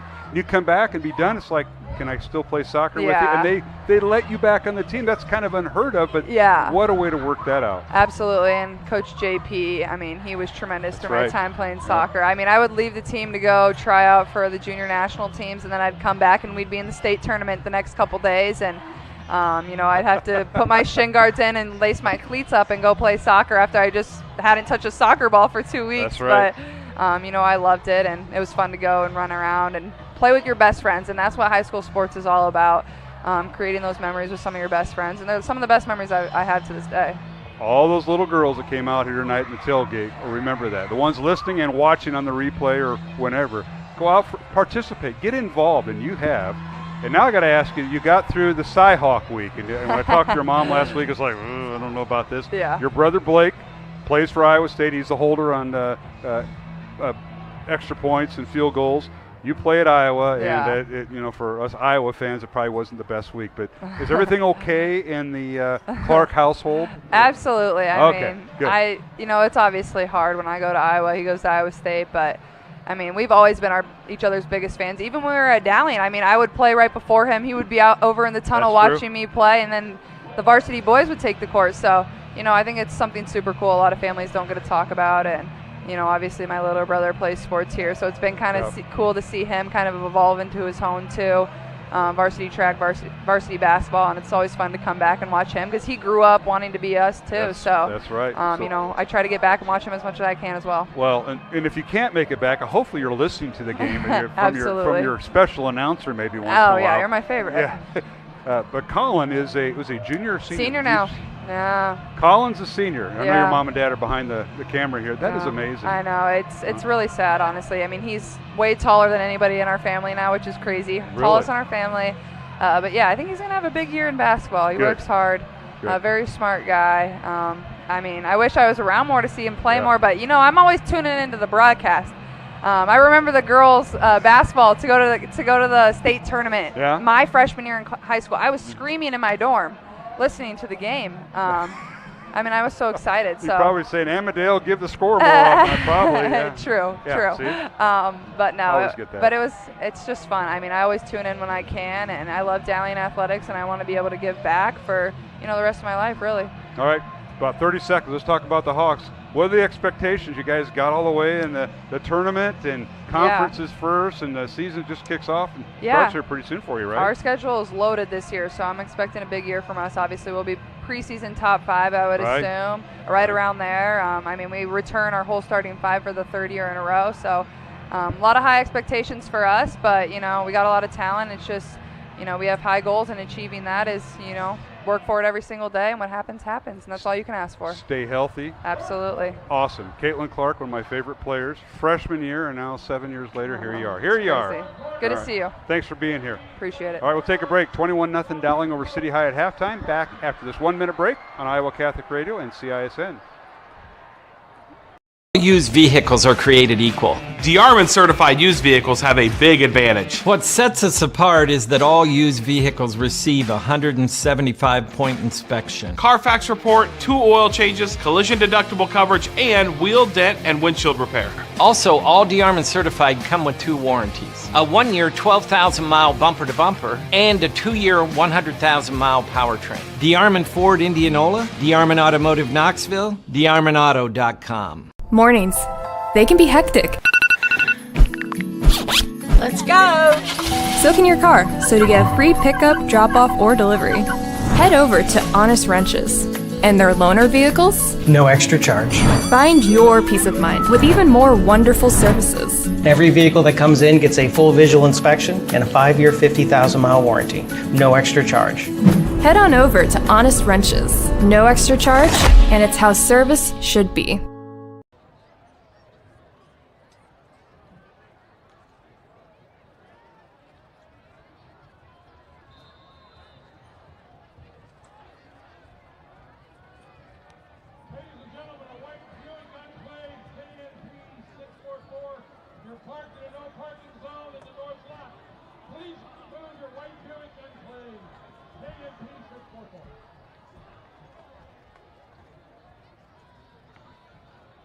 That and spend her time. She's just a tremendous person. Tremendous, genuine kid. Yes. Competitor. You coached her in softball. I didn't coach her in softball. My daughter played on her team. On her team. Well, you were coaching. I know. You have those youth teams, and all the dads are coaching. I didn't know anything about softball. All right, City High will start after the return, just outside their 20-yard line. I want to thank the CISN group tonight. We'll mention them for the second time. Our in-studio producer, Sean Ingracia, AJ Laporte, and Jose Guzman on the cameras. And, of course, our own Jeff Piggott on Iowa Catholic Radio. Thanks for all they do behind the scenes, trying to keep everything in line.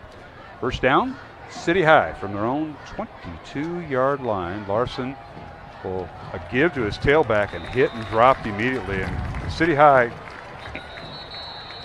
is just trying to find things. And now we got a penalty flag down, so there's a lot of talking going on. It's getting very chippy. It kind of got chippy there at the end of that first half, and it's still kind of some extracurricular stuff. The ref's doing a good job getting on top of that, but it looked like, was that Ben Keeter on the carry there, Mark, on that first possession? I think it was. Well, now they're going to try to sort the penalty out, and this is Mike Vince's crew. And I think he's got unsportsmanlike conduct. Get the mic up there. They're having trouble with his mic tonight. So the penalty be assessed, and they'll walk this off. We want to thank our supporters of Iowa Catholic Radio. Without them, we would not be on the air. And next time you stop by, let them know you heard the game on Iowa Catholic Radio or watched the game on CISN. Ashworth Vision Clinic, along with Construction Professionals and Dental Associates. Our thanks to them, along with Skeffington's Formal Wear. Dowling leading 21-0. C.J. Phillip, a 10-yard run. Rashad Davis, a 10-yard run for 2 of the first touchdowns for the Maroons. And then Bo Gamble on a 29-yard touchdown reception from quarterback Jackson Smolik was our second quarter touchdown. Andrew Schumacher, all 3 extra points. And it's 21-0 Maroons, and now they're just trying to put all this in play here. Looks like it's going to put up the 35-yard line, so whatever happened, the Maroons were not the beneficiary of it. First down, City High. No, I thought it was going to be offsetting on both sides there, and I think that's what Coach Wilson wanted a discussion with the officials to kind of get an answer on what originally what I think he thought and I thought was going to be called, and then it was called on Dowling Catholic for the unsportsmanlike. All right. We are set. First down, City High from their own 35-yard line, trailing 21-0. Now Larson fakes the pitch, keeps the ball over left guard and tackle, and gets up to about the 38-yard line, gain of 3 to bring up second down and 7. What I've noticed now, the last two plays, Ben Keeter's been in at tailback instead of Major, and so they're going to try to get him more involved offensively. Ben Keeter, again, is the middle linebacker for Iowa City High and just a tremendous athlete, and now they're getting him more involved on the offensive side of the ball tonight. I look for Major to go from tailback to receiver. Now pressure's on. He fires it out. The pass is caught in the far sideline, shy of the first down, run out of bounds just outside the 40 for about a 4-yard gain. Nice reception over there on the far sideline by City High. Was that Keely Maddox, or was it? No, it was Oliver Kniss. Oliver Kniss, yes. And that was another look one way. You sent Keeter in motion to the field side, and then Larson came back to the boundary, which is the short side of the field, with a little dump-off pass for a nice little gain there to make it third and manageable. Yeah, 3rd and 3 for City High. They'll put a man in motion. That's Sam Rue. He's one of their leading receivers, and he has been quiet tonight. Back to Phil Larson. Looks to Rue, can't find him now. Pops it over the middle. Pass is caught and out of bounds with the first down. And there's Maddox again. And that's Maddox, yep. Yes, and he came across the formation, and again, Larson going one way to start in with play action and then reversing to his back to the line of scrimmage and sprinting out to his left.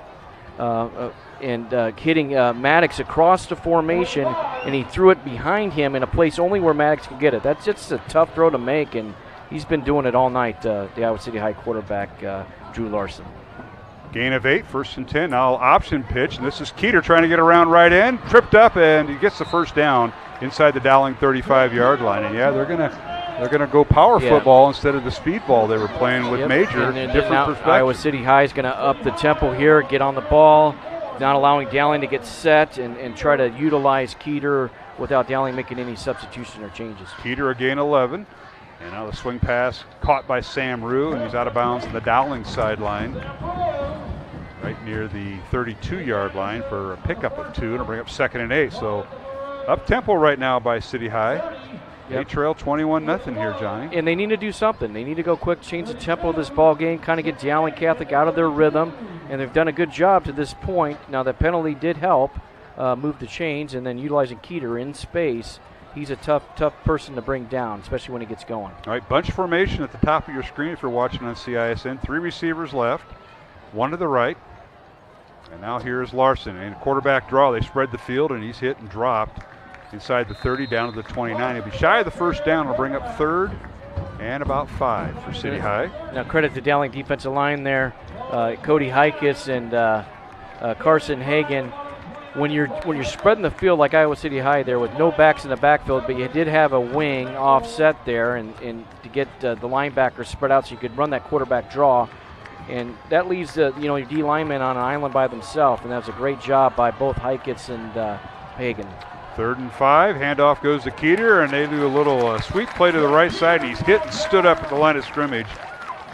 No gain on the play, and it'll bring up 4th and 5, City High. Now, they had everybody in front of Keeter, and they still couldn't turn the corner. Well, when you're going the short side of the field there, and you think you have the numbers, but if you can't get the edge quick enough, and Dowling was humming coming downfield with Wanick there setting that edge, and that's a great job by him setting that edge. If you don't set the edge, then that allows Keeter and Iowa City High to gain some ground. Keeter in motion to his left. They fire the ball out. The pass is deflected on 4th down, incomplete, and sticking his arm out there, knocking it down is Joe Hughes. Joe Hughes with a big play there. That's that senior experience, dropping into his passing lane, knowing where his area is, knowing where the receivers are coming from, because that's a tough play to defend, especially when you have a receiver trying to get that vacated area by the linebacker, and Joe Hughes did a nice job seeing that coming. Jeremy Gredicke, you know the Hughes family? Yeah, no, Joe's Joe's a great kid. A lot of passion for the game. Yes, he and no nonsense football with that kid. 9:23 to go here in the third quarter. Dowling leading 21-0. Maroons take over on downs from their own 29-yard line. And this time they pass out incomplete. That was interesting. Yeah, they were sending the house there. Yes, they were. Gamble was the intended receiver, but City High had single coverage because they did send the house. Now, any normal situation at the high school level, you never want your quarterback to throw it in a hurry to the field because that's such a long throw. But when you have a guy like Jackson Smolik who has that arm strength, it's just like another natural throw to him, and he did a good job of getting rid of that football. All right, 2 tight ends in for Dowling, 2 receivers, and they give it to Rashad Davis, and he gets up near the 35-yard line. Well, it's either Rashad or C.J. Phillip. They've been interchanging running backs. And that's C.J. And it's C.J. Phillip. C.J.'s more of that power downhill runner, and he had his hand on the offensive lineman on Shelton and both Nahas there over that right side there, and he had his hand on the lineman's back and guiding them into their blocks. That's just a great job by C.J. Phillips. All right, 3rd and 5, Dowling, 2 receivers right, 3 to the left. Smolik out of the shotgun once again, waiting the snap from Max Shelton. Here's the snap. Smolik looks left, throws left, fires it out. It's caught by Jalen Thompson, slips a tackle, still on his feet, and finally steps out of bounds right about the 45. But good enough for a Dowling first down. Nice pattern that time by Jalen Thompson. Yeah, you're exactly right, Mark. And Jalen, when he's in a zone and he's focused, he runs great routes. And you want to see him with his big body that he is and size, you want him to get those yards after the catch. And you're seeing a little bit more of that, and you just want to keep it going the right direction because he's a good weapon to have. Yeah, 6'4", 235. Yeah, especially if they're doubling Cooper on the outside. All right, Maroons with 2 tight ends, a receiver on each side of the formation. This is their big formation. They got 1 back in the backfield, and that's C.J. Phillip. And he gets the handoff over the right side, pops it outside right tackle, still on his feet, outside the numbers. He's got the first down and more, and stiff arms a guy to get the first down at the 40-yard line of Iowa City High. And Jeremy, I'll tell you what, that was a hard run by Phil. That might be his best run. Johnny and I talked last week. He had a hip problem last week. He didn't know he was going to play. And look at this run here, Jeremy. Well, the key's there, that block right on the wing there to keep him, get him another 5-6 yards too. Yeah, you're exactly right. Nahas set that edge there. In fact, Jalen Thompson was the extra end on that tide. His guy took himself out of the play, so I mean, that allowed that running lane, and then it allowed Nahas to set the edge there. 14-yard run for Phillip. First down, Dowling. Pistol formation for the Maroons. 2 receivers to the left. And they give it to the second man through, and that's C.J. Phillip again. He works the short side of the field. He's out of bounds on the City High sideline, shy of the first down, right around the 33-yard line. He may have picked up 6-7 yards on the play. I keep seeing Max Shelton and Nahas out there, and Max Shelton pulling from his center position with the push downfield. And it's the whole offensive line with Batterton and Agos and Big Kyle Rockers on the other side. They're getting tremendous push up front. And it's allowing these running backs to gain a lot of yardage and utilize their vision. All right, Dowling once again with 2 tight ends, 2nd and 4 for the Maroons at the 33-yard line of City High. Back to throw is Jackson Smolik, fires downfield, looks towards the end zone for Cooper Nicholson, and he makes the catch. Was he inbounds? No, they say he was out of bounds with the catch. Nice job and effort once again by Cooper Nicholson, and we saw that last week in the end zone for Ankeny. Yeah, and Cooper, he can make these tough catches that you would think, how did he do that? And the one-handed catch he made last week, then he almost came down with another one here. He just couldn't get get 1 foot in bounds. You only need 1 foot at high school, but that's a tremendous effort by him. He's full go all the time, and that's what you love about Cooper Nicholson. All right, 2 receivers to the left, 2 tight ends once again. Dowling will send one of their backs in motion, and that is C.J. Phillip. He gets the pass, caught. C.J. inside the 30, still on his feet, and finally ankle tackled inside the 30 and down around the 26-yard line. That's good enough for a Dowling first down, a gain of 7. Yeah, number 8 for Dowling Catholic. I'm trying to figure out who that was on as a receiver, but that's Cooper Nicholson. And what a tremendous block there. It was a key, as they would call it, a screen pass there.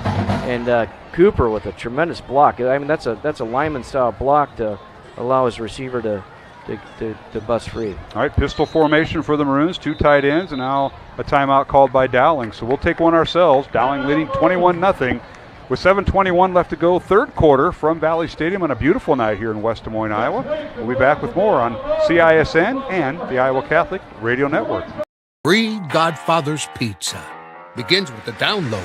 Order through my new online ordering app and start earning free pizza and sides. It's easy. Download the Godfather's Pizza online ordering app today. Do it. Do you know what the best part about being a dog is? You can hear disaster before it even happens. You know what they say about disaster. Sometimes it can inspire a symphony.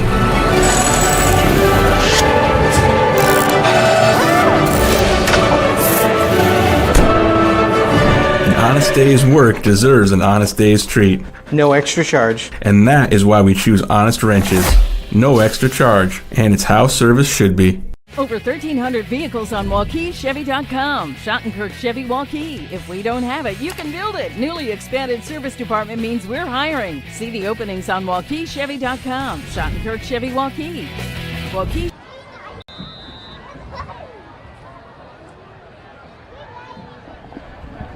And we're back here at Valley Stadium. Dowling with the 1st and 10 from the City High 36-yard line. Handoff C.J. Phillip up again between the tackles, puts his head down and gets across the 20 and near a first down. He'd be shy of about a couple yards. That time CJ's running behind Kyle Rockers. Sideline guy. Yeah, in the I'm booth. trying to get my breath still from that walk up here. Yeah, I bet you are, Phillip.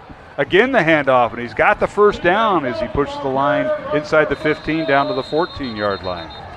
But Jeremy, don't you see? I mean, you're impressed with that offensive line, the push up front. They're kind of dominating the line of scrimmage. It's kind of neat to see, especially as a previous offensive lineman back in your day. Yeah, the push the offensive line's given, but the running backs just keep their feet chopping, and that's what keeps that drive moving. But the line's doing a great job making holes and making the push. Yeah, as Coach Brown standing behind us would tell you, if you can control the line of scrimmage, you're going to win a lot of ball games, right, Coach? Yeah. Never heard that before, really. All right, Dowling with 2 receivers. That's Bo Gamble and Cooper Nicholson in the slot to the right of the formation. He's with 1 tight end and receiver to the left. That's Hank Brown. Here's the snap. Smolik looks to Brown. Now he fires out of the backfield. That's C.J. Phillip. He's got the catch inside the 5, and he stretches the ball down to the 2-yard line. See where they spot his knee down. It'll be 1st and goal Dowling inside the 3-yard line. It was a great rub route, read route. You had Hank Brown on the outside running the slant, and C.J. Phillips coming behind him on a quick out of the backfield, and nice read by Jackson to get the ball to C.J. in space. 11-yard gain, 1st and goal Dowling. Handoff Phillip again. He goes outside right tackle, and he goes into the end zone. Touchdown with the blocking help of George Nahas at right tackle, and Nate Agos at right guard. Max Shelton the center. Dowling now scores again, and that is CJ's 2nd touchdown of the night. Johnny? Yeah, both him and Rashad have been really impressive tonight. I mean, their vision and patience and the cutbacks and seeing where the running lanes are, and can't credit the offensive line and their performance tonight, being able to control that line of scrimmage. But a little miscue on the snap here, Mark. See that, and now the extra point is no good, so the score remains Dowling 27-0 over City High of Iowa City. We'll take a break here with 6 minutes left to go in the 3rd quarter. Dowling 27, City High nothing on Iowa Catholic Radio and CISN. 1,300 vehicles on WaukeeChevy.com. Schottenkirk Chevy Waukee. If we don't have it, you can build it. Newly expanded service department means we're hiring. See the openings on WaukeeChevy.com. Schottenkirk Chevy Waukee. WaukeeChevy.com. I'm off to college.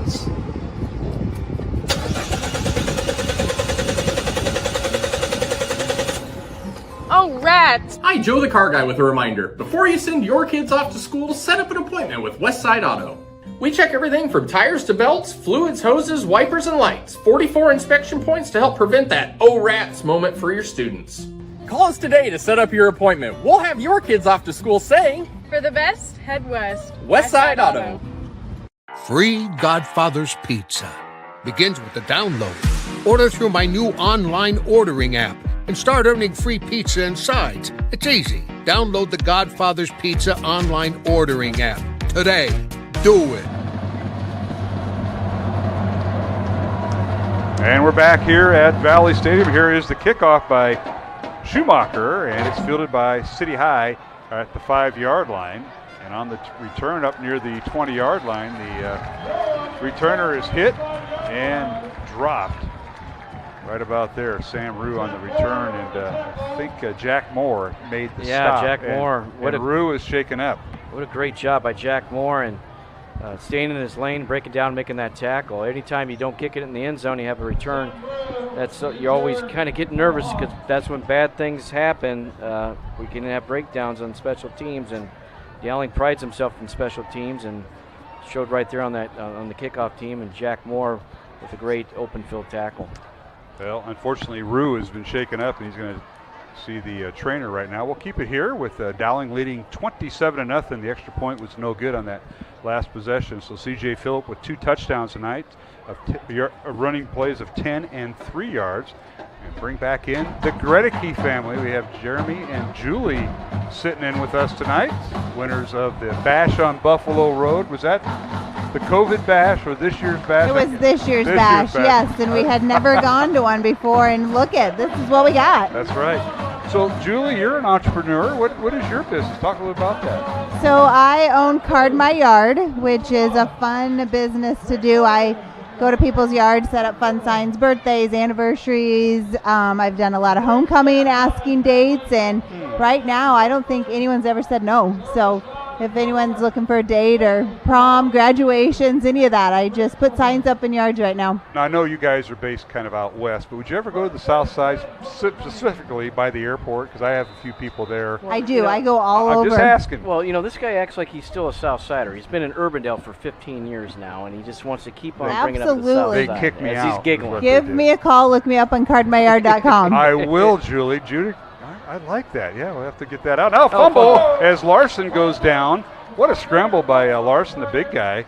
And he goes down. Hopefully he's going to get popped right back up. He's helped up. Nice recovery by Iowa City High to keep possession of that football. So the line of scrimmage was the 20-yard line of City High. Larson moves the pile. They're going to spot the fumble and everything to the 26-yard line. All right. And Rue must have walked off under his own power. We didn't see that. But City High now with the 2nd and 5 from their own 26. A screen pass set up, and the pass is incomplete as they tried to get Ronnie Major with some blocking help, and he ran right into his big lineman, Talon Young, and pass is incomplete. Yeah, Dowling's done a great job of containing Ronnie Major, not allowing him to get into space. Because if you go back and look at the stats for the season, he's had a lot of receptions, a lot of yards, and yards after catch, and that's coming out of the backfield position and utilizing his speed and getting him in space. Iowa City High does, and Dowling's defense did a great job containing him tonight. All right, Larson has 3 receivers left, goes back to pass. Now wants to run. He's got the first down, and he finally steps out of bounds at the 42-yard line. So a nice pickup that time of 16 yards and a City High first down. Good job by Justice Williams of not hitting the Larson out of bounds, and it's hard for a defender to let up on those type of plays when you're running toward the sideline and you're coming from an angle as a defensive player.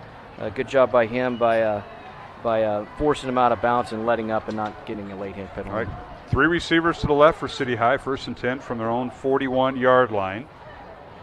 And here's a pitch this time to Ronnie Major, trying to get him in some space, and he carries the ball up to the 48, 49-yard line. So they've went away from Ben Keeter going in at tailback. Yeah. Now they get back to their speed back, and that's Ronnie Major, number 1. There's a little quick option pitch, and they went to the wide side of the field there and able to get the pitch to him early and got him going forward with his speed, and boy, he had some acceleration though.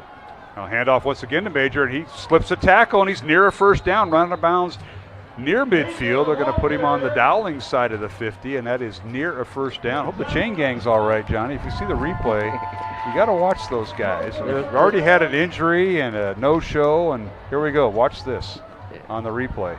Well, there's a couple guys that had some marks out on him, so let's see. That guy. Yep, that's my brother Frank there. So okay, he found a way to get out of the way. Yeah, he's just dropping the Okay, chain instead of standing there. That's good heads-up play by him.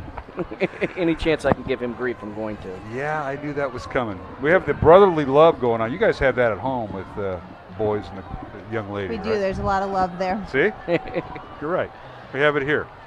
Johnny's brother's one of the chain gang, literally.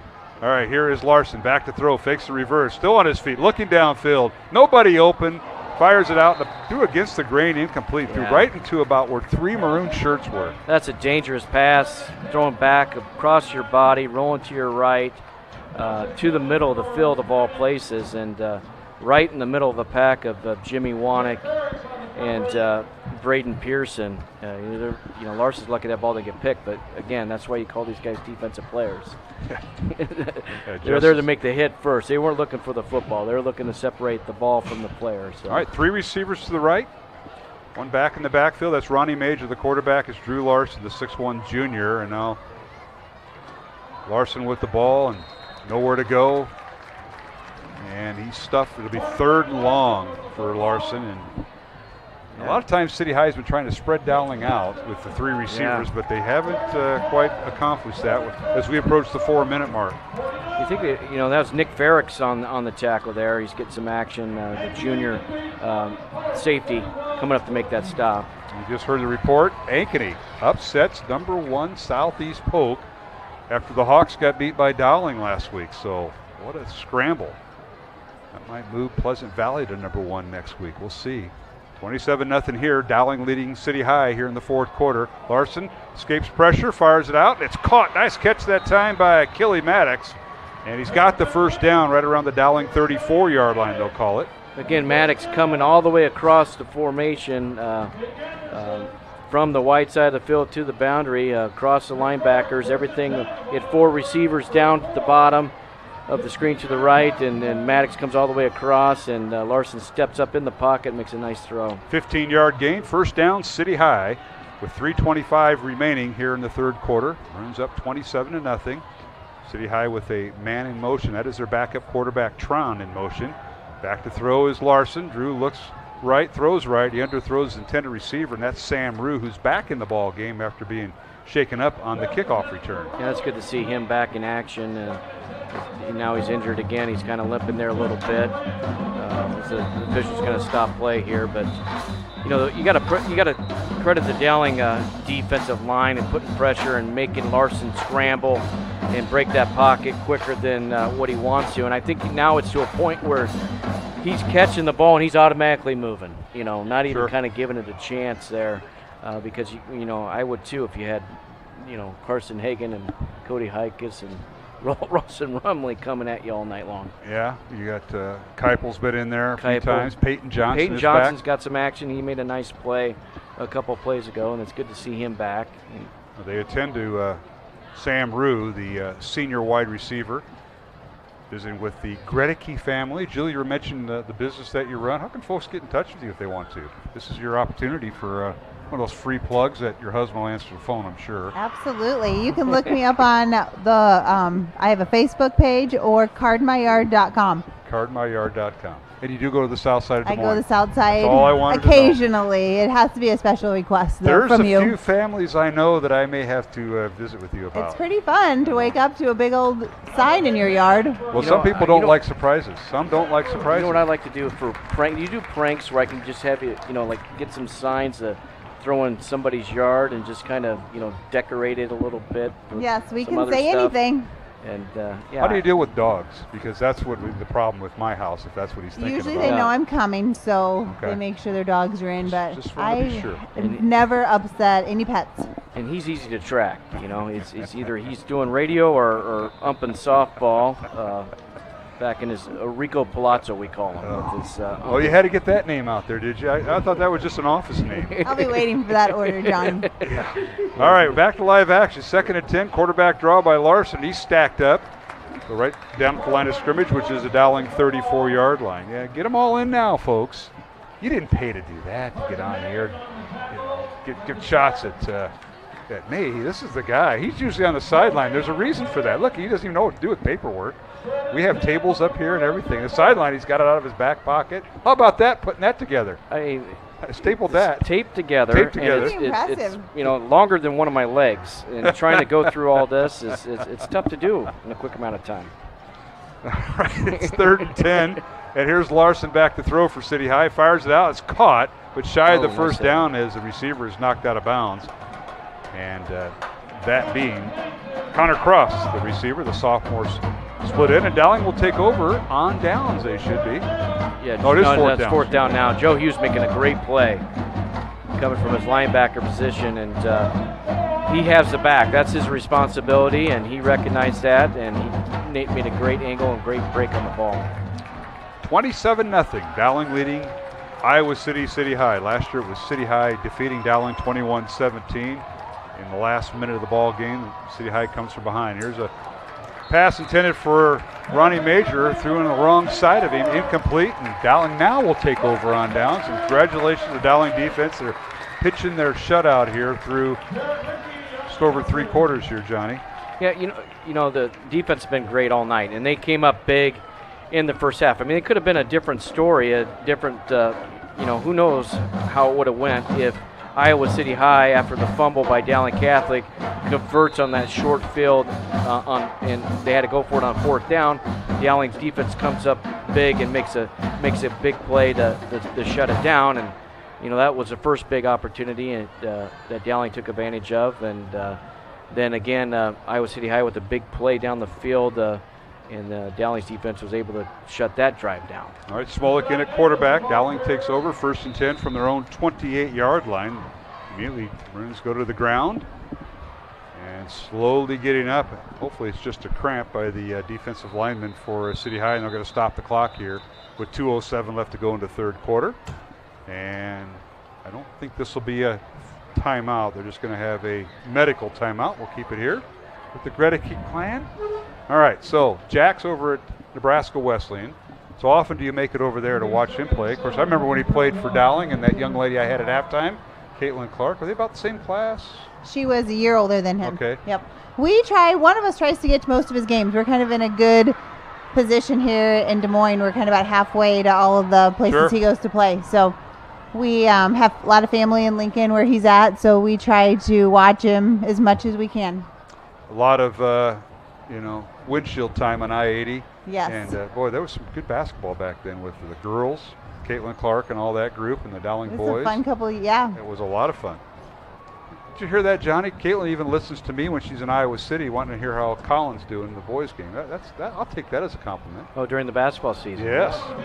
Yeah. Well, you got no comment on that? Well, I was going to be, I was going to be nice, but now that you give me so much grief, it's not like she has a choice. I mean, there's not too many stations that are broadcasting that. The guys that give me grief are on the sideline. Marasco and that other Chido, those are the ones I got to watch out for. And there's a reason why they're on the opposite sideline. Well, she doesn't definitely tune in to listen to Cataldo do the play or the color with you. Does she? Well, he didn't do it until after she graduated. We wouldn't let him. Right? Yeah. Yeah. Got to keep him in check. Yeah. Got to watch who you pull up here on radio. All right, Dowling with a 2nd and 7. Line of scrimmage is their own 31-yard line after the short gain on 1st down. Back to throw, Smolik fires it out, caught by Jalen Thompson. 1st down at the 40, and he falls across the 40 to the 41-yard line. Gain of 10 and another Dowling 1st down. That's 3 catches now for Jalen. Last week held to 1 catch and 3 yards, and I kind of said something to him Wednesday when I was out there. You probably heard about that. Yeah, you did. I kind of mentioned that. It's good to see him going. It is. Yeah. I like getting him going. Yeah, he found that vacated area by the linebacker, and that's a stick route.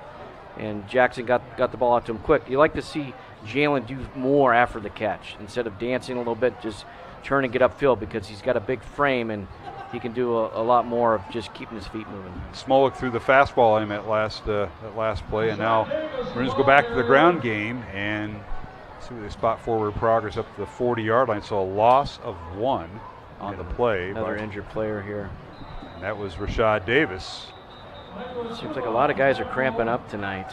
Yeah, and City High has, we talked about this in the pregame, Johnny. They had 5 guys, starters going both ways. And we say that in front of the guy who played 6-player football and never came off the field. And Jeremy Gredecky, how did you keep from coming off the field? You played on nights like this, warm. You never left the field. How'd you guys withstand all that? Well, the good news was, 6-man, we had a smaller field. We didn't have to run quite as far, but still, you ran a lot. Trust me, conditioning before the season was tough. We had trash cans at the corners of the field prior to practice. Water was. Yeah, water was coming up, not going down. but I am surprised on the cramping. I mean, it's not that hot out. It's a nice night, but yeah, when you're playing both ways, that's tough to be in that good a shape and condition. You're getting hit and beat up pretty hard. It's a physical ball game. It's been like that. When I went down there briefly on the sideline, you could tell it was very, very physical game, and it's kind of, you can get more of a sense of a feel for that being closer to the action. You can see a lot better up here, but you can get a sense of the physicality when you're standing close to the field, and it was the few minutes I was down there, it was very physical, and I'm sure it's been like that the whole night. That was Holden Clay that was shaken up. He goes off under his own power. Dowling now with a 2nd and 11, and the give is to Rashad Davis, and kind of making his own way. Gets up near midfield, and he does get to midfield. Gain of 10, but they needed 11, so it's going to be 3rd down and 1 for Dowling at midfield. And Rashad's down now. Yeah, he was limping around earlier. Now the Dowling training staff out there. And he looks like he's in a lot of pain. Hopefully this is nothing serious. Seen him grab his hamstring there, but this is 3 straight plays that we've had an injured player, and might be right around his ankle. As he was tackled by Keeter that time. Ben Keeter with another tackle, leading tackler for. Looking at the ankle. He got twisted up there at the end of that play there. And he was hobbling earlier. I think, John, when you went down to the field, he came off on one of those plays, and he was hobbling, but he went right back in. Which should mention tonight's game on Iowa Catholic Radio, brought to you by Ashworth Vision Clinic, Construction Professionals, Dental Associates, and our thanks to Mercy One.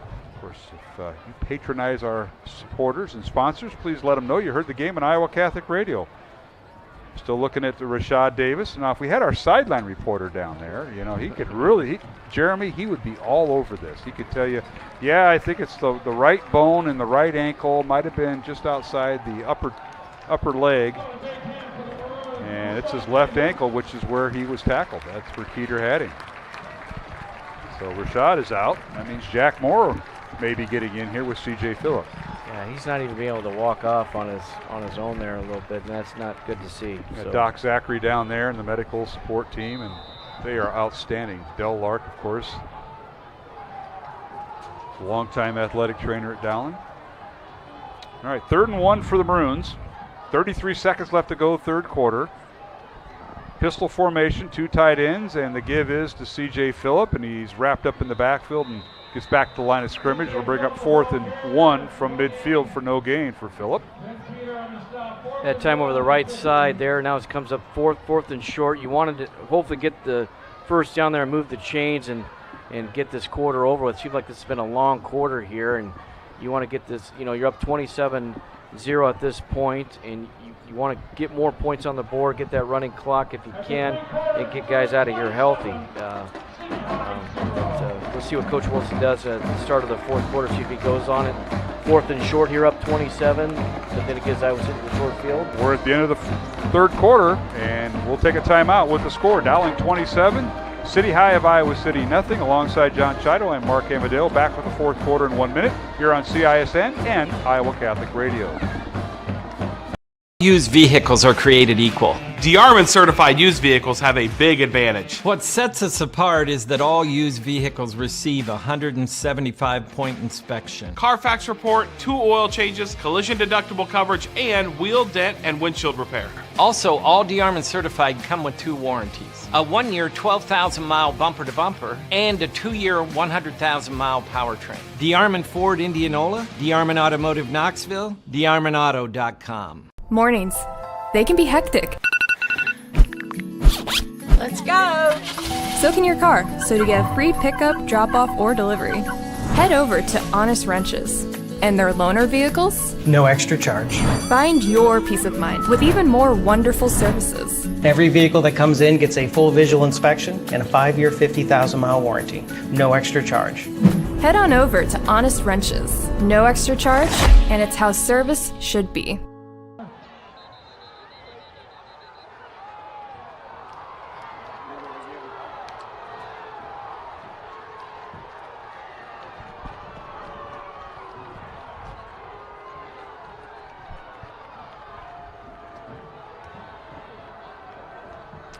And we're back here at Valley Stadium, underway in the fourth quarter. Dowling leading 27-0 over City High of Iowa City. Cooper Nicholson with the punt down to the 22-yard line. But a lot of things happening on the field. Things getting a little testy here as you look at the replay, as a Dowling punter was run into, and I don't think there was a flag called. So there's a lot of stuff going on the field. That's not where you're at tonight, Johnny, but we can. Thanks to CISM, we can see some of the replays.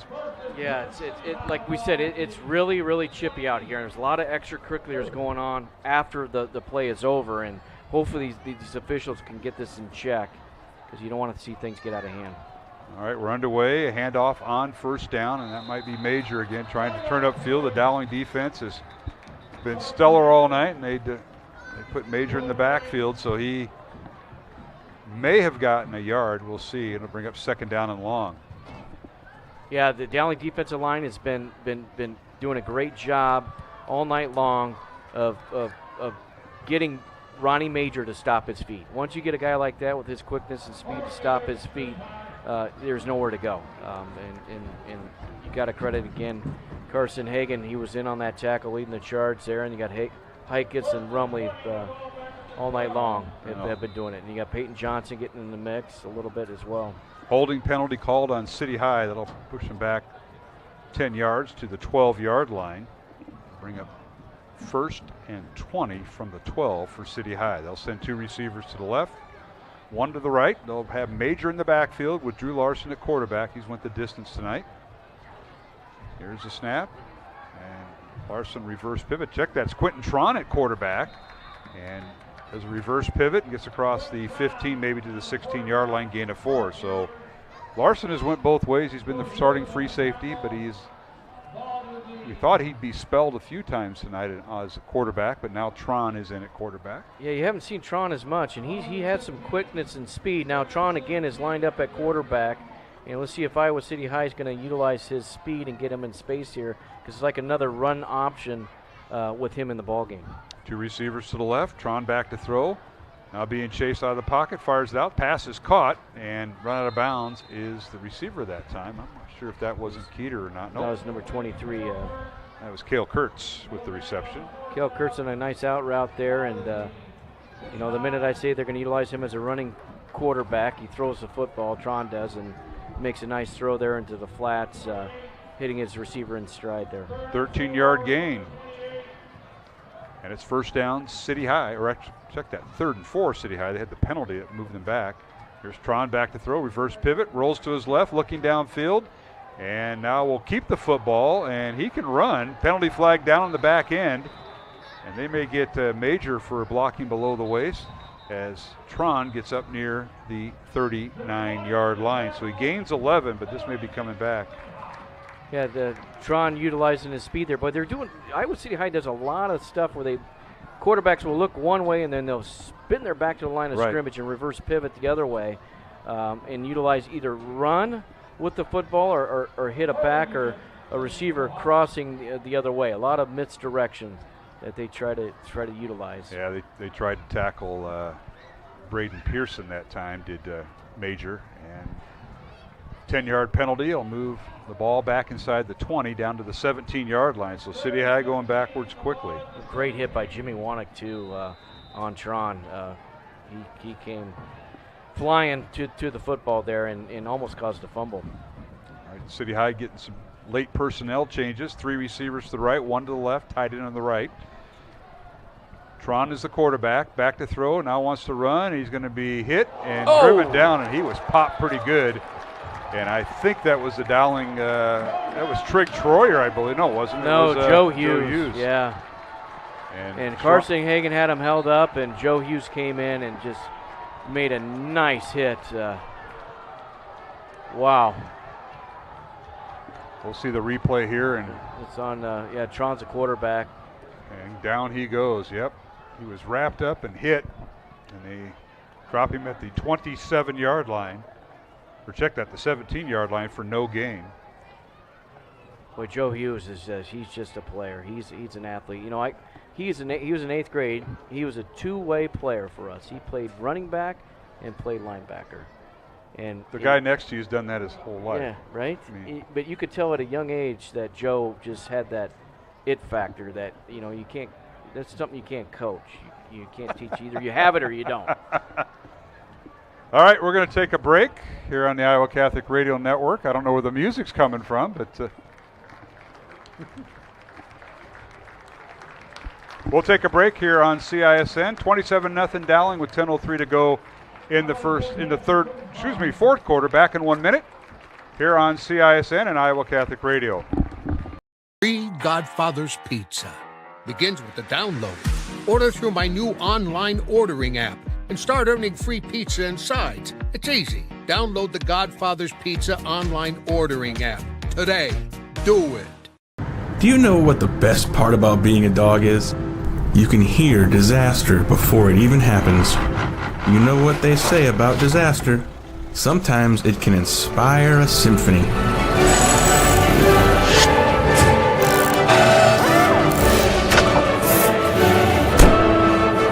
An honest day's work deserves an honest day's treat. No extra charge. And that is why we choose Honest Wrenches. No extra charge.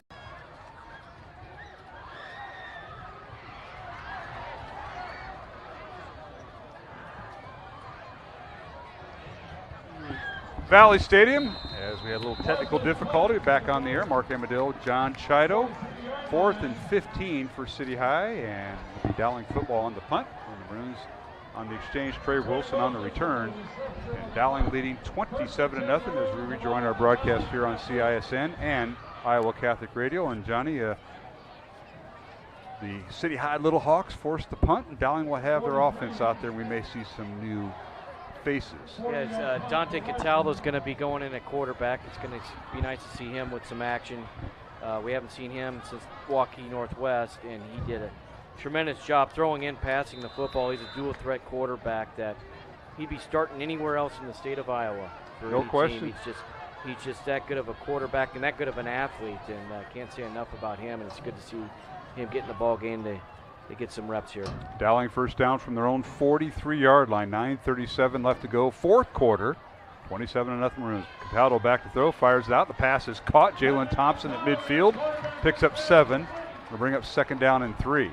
That's an RPO, so that's a run pass option where he's reading the linebacker, and it's either a give to the tailback or a pull and a throw to where the linebacker is going to be vacated. That time the linebacker came in or moved, and Cataldo pulled the ball from the running back and hit Thompson where the vacated linebacker was. So, I mean, that's great to see. And the mesh point and that going and how quick it is, it's just he does a nice job with that. All right, Crutchlow at fullback, and the give is to the tailback, and that's Jack Moore, and he's got the first down, still on his feet, down to the 45-yard line of City High.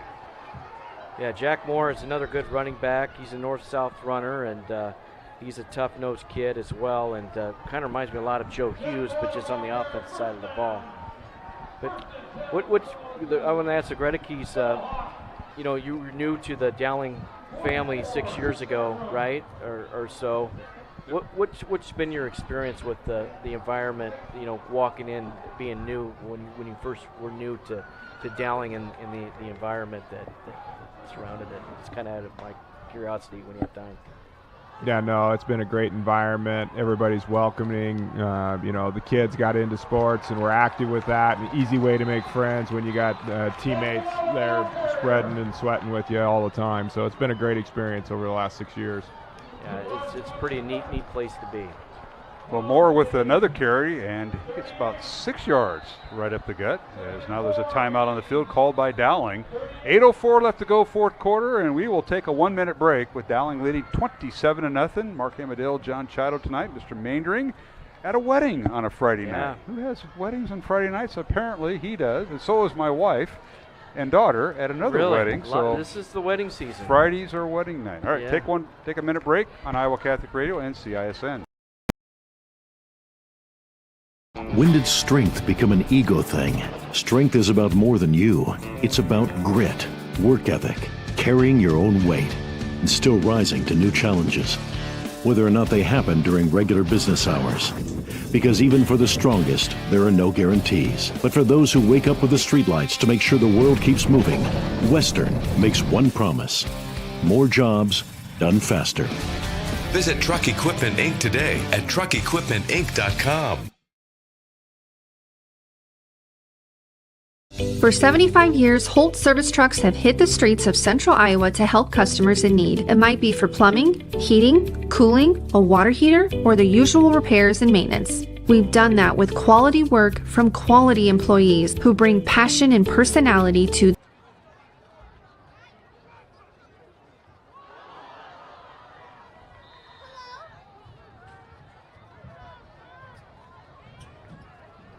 Hey, welcome back to Valley Stadium out of the timeout.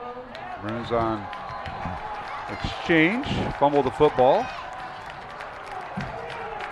Now they got a penalty on the play here, and that may keep the drive alive here, John. Yeah, that's going to be on Iowa City High, and it's going to be extracurricular stuff after the play there. And you were right; it's getting chippy, and we're up here looking at it. And I'm sure if you were down there, you would conclude the same thing. Now Mike Vint and his crew are trying to sort all this out. Eric Kennedy, Myron Lynn, Dirk Royals, and David Forsyth are crew tonight. Unfortunately, the referee's mic is not working, so we were unable to pick up some of the. But the last play, if we can recap it here, John, there was a fumble on the play. Yeah, it was a mesh point. So it's one of those, when you run those RPOs, it's you have to have a good mesh point with the running back and the quarterback. And that time the mesh point was a little off there. The running back, I think Jack Moore was the running back. He thought Catala was going to pull it, and it was a give. But then, credit Jack Moore of have enough awareness to jump on that ball instead of trying to pick it up and to play another down. So well, they're going to back up City High. We know that because they're moving back, but the umpire has not marked off the penalty, and it'll be against City High. So the line of scrimmage was the City High 42. We had the fumble, and then they're going to put 15 more yards and a first down Dowling.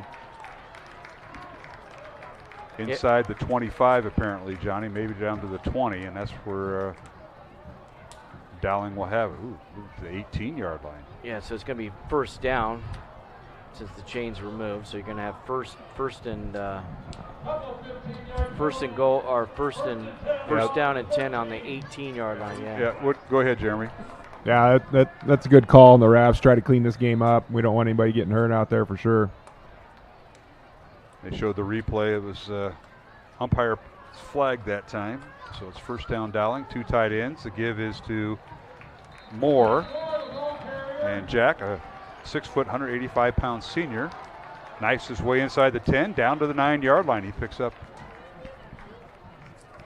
or from the 14-yard line, as they added more yardage for the penalty, picks up 5, but he's 2nd and 5. Yeah, Jack, north-south runner, and everything is straightforward. And he sees a little opening, and he's going to lower his shoulder, and he's going to get as many yards as he can. He's been running over Kyle Rockers and Cade Batterton there on the left side, and Joe Fralak, he's back from injury. Right guard. Right guard's been getting a lot of action. I could see him back as well. Hand off to Moore, and he's inching towards the end zone, and he's going to get one. it. Touchdown, Jack Moore. Good push. Look at the sideline. They go nuts when he's actually been the backup linebacker at times tonight. He's a two-way player, and Moore scores for Dowling. Yeah, there you got Casey Shelton, or not Casey. I'm giving Casey he your coaches time. with you. Max Shelton. I'll never live that one down. Max Shelton and Kyle Rockers pushing Jack Moore. Look at them push Jack Moore on the instant replay to get him in the end zone there. That's tremendous. You love to see that. So Dowling goes 57 yards on the drive. On 5 plays, the extra point is up, and it is good. Dowling now with the lead, 34-0 over City High of Iowa City, along with John Chido. Mark Amadeo back with more after this timeout here on CISN and Iowa Catholic Radio. All love a good win, however small or ordinary. Losing track of time, finding yourself with a few extra dollars in your pocket, soaking up the perfect Iowa day. These are the everyday delights and small victories that make us smile. These are the moments that connect us all as Iowans. And these are the moments that, more often than not, Start with Iowa's farm families and the corn they're growing. Because when corn grows Iowa, Iowans win.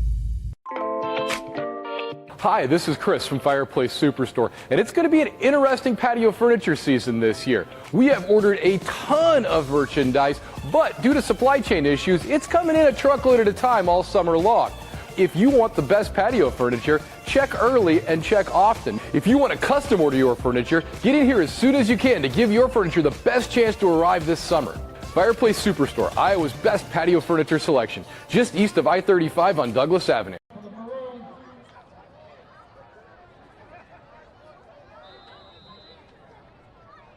Valley Stadium, just under 7 minutes remaining here in the fourth quarter. Dowling leading 34-0 as Schumacher set to kick off from his own 40-yard line. Dowling going north to south, and here's the kick. It's a high, short kick. It'll be fielded by one of the upback. Now they let it bounce and picked up at the 15, and swarmed under is the kickoff returner for City High, and that's where the Little Hawks will start 1st and 10 from their own 25-yard line. Mark Amadale, John Chido, along with the CISN crew.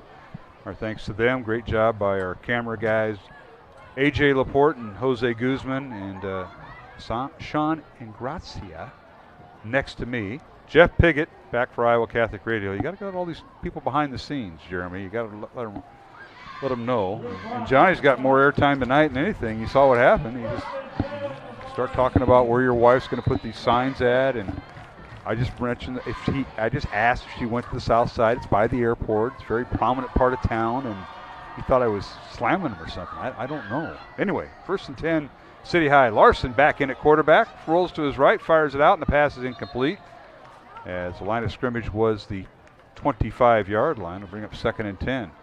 Joe Hughes on the coverage there for Dowling Catholic, and good to see Noah Seamer there. He showing blitz and then backing off, and then when Larson broke the pocket, Noah Seamer is the one that made the angle or had the pursuit to have Larson get rid of the ball quicker than what he wanted to. But nice coverage there by Joe Hughes as well.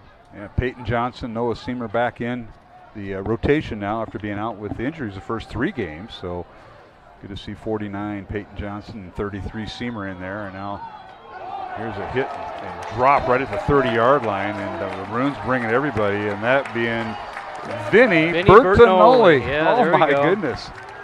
His mom was at all the events taking tickets. Why does she charge me more than you at the events, John? I don't understand that when I come in.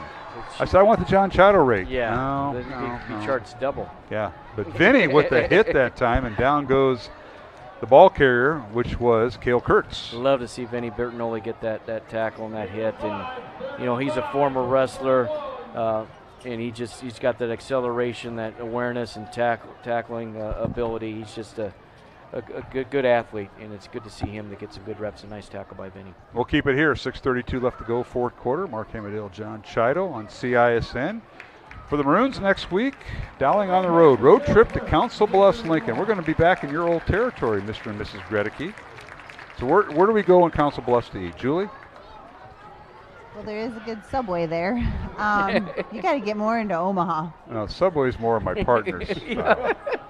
We can't go all the way across the river in Omaha because we'll never get back. Subway and Scooters is where we hit in Council Bluffs when we head out of Lincoln. And Runza. Definitely Runza.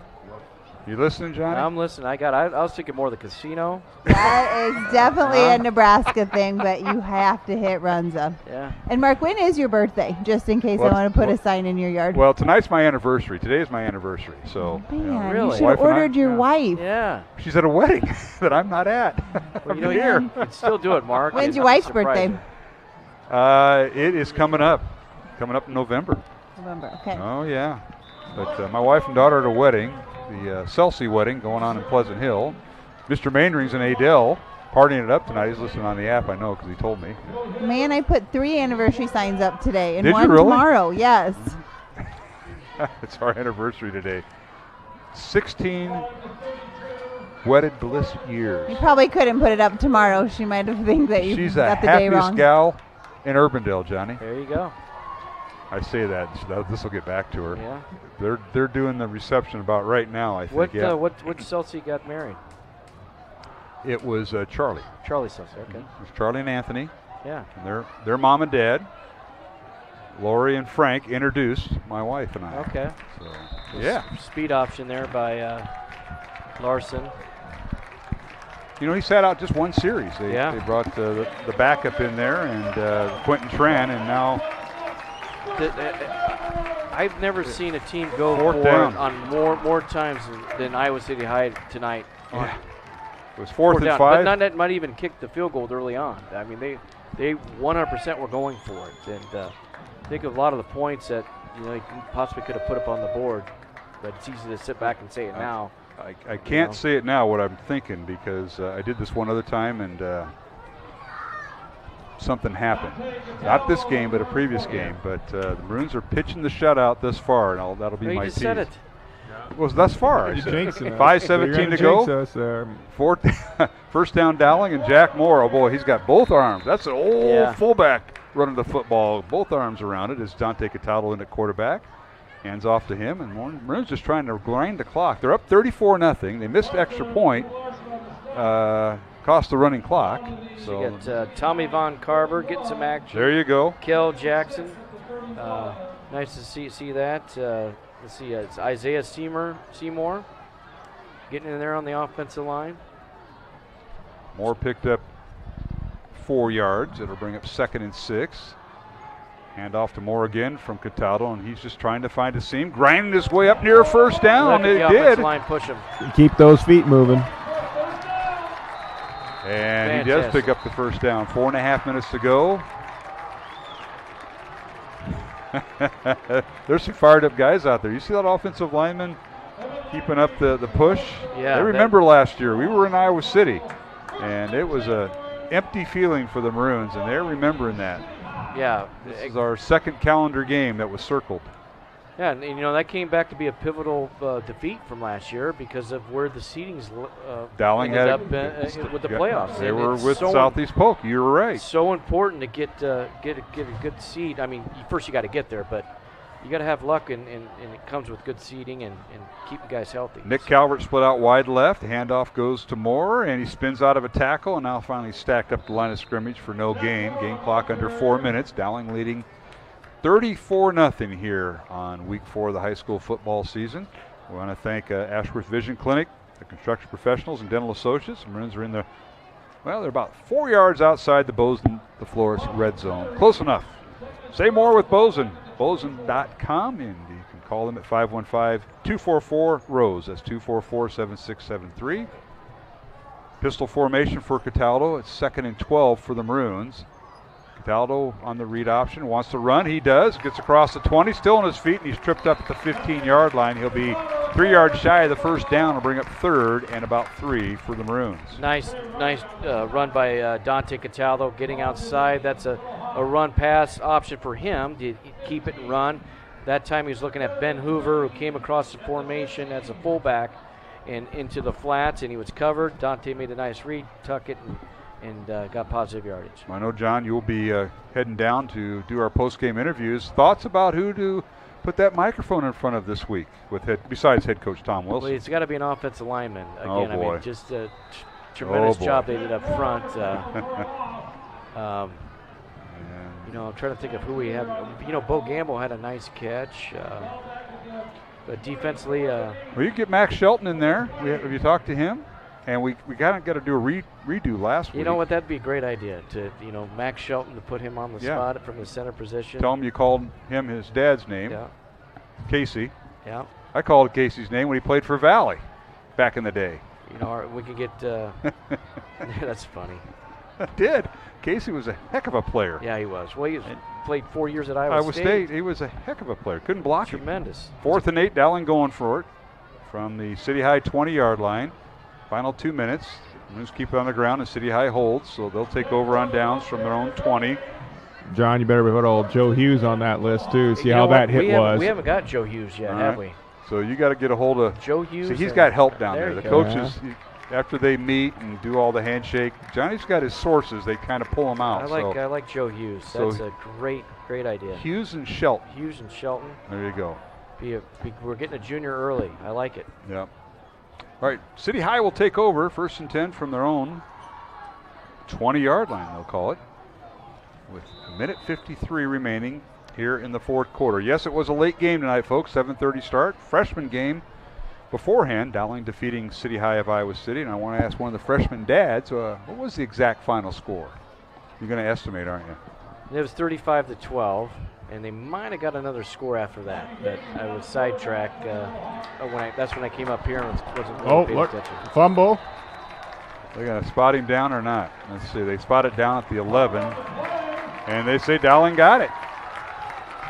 We'll have to catch the replay here as our producer, Sean Ingracia. Let's see if we can got to find out who got the ball here, Johnny. As the Maroons will take over with 1:45 remaining, deep in City High territory at the 12-yard line. Here's the ball, and who picked it up? Number 20. Yep, can't advance it, but that was Kenny James? Kenny James. Oh, Kenny James. Nice play. How about that? We haven't gotten big Kyle Rockers either, have we? Have we gotten Kyle? Not yet. So we can I think Shelton. Shelton and Kyle and Joe Hughes. How about Joe that? Hughes. That'd be perfect. It's easy to get 2 linemen at the same time. And Joe's the captain. Now we got a penalty flag thrown by our official, the veteran Mike Vent.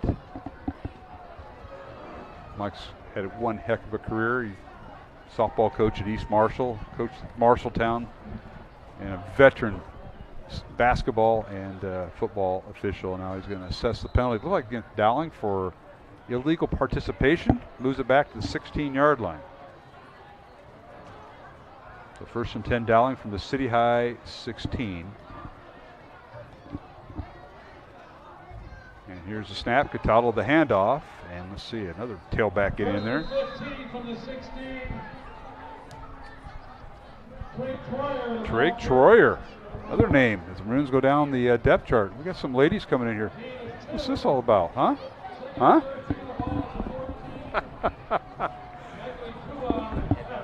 Yeah. Make sure, Johnny, you got to test it before you go. Bring it over. All right, it'll be 2nd down for Dowling, 2nd and 13. Maroons can get a 1st down at the 1-yard line from the City High 14-yard line. Here's Cataldo. Fires near side, pass is incomplete. Tried to hit Ben Thomas, the intended receiver. You know, did it get tipped? We might have to see the replay as Jeremy's going to sit in with us while Johnny heads down. We want to make sure everything is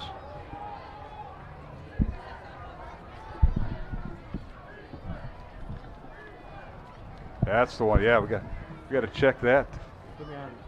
There we go. It's working. All right, we'll see it. We'll see in a moment. Good efficient equipment this week, Mark. Thanks for letting everybody know that. We try. We try. Shout out to Johnny Vacco too and Nick Fazio because they're giving us a lot of grief behind the scenes. Not me. Yeah. I haven't heard a word. Faz is in town? Yeah, he is. Oh, there's a guy whose name we called a few times back in the day. Yeah, he's calling us to talk more about football than wedding anniversary and stuff like that. I love it. Anytime you can give you grief, it's fantastic. Are you ready to go down the field? Now let's ask some quality questions tonight, all right? It's Cataldo's in the game to talk more about him. Oh yeah, that's all we need to do. All right, Johnny's heading his way, heading downstairs. 30 seconds remaining, Dowling up 34-0. And the Maroons now, they're going to get Jack Jepson in there, and he hands it off. Right side, inside the 10, and hit and drop. Just shy of the 5-yard line is Trig Troyer. Trig, a 5'11", 170-pound junior, wearing number 36. Not all. It's going to stop the clock at the 19-yard line because there's a penalty flag down again, Jeremy. Laundry's been out all day, all night here. Yeah, it's been tough for the officials. They've done a great job. Got to hand it to those guys. Troyer out of bounds at the 7. We're going to get Dowling for the hold.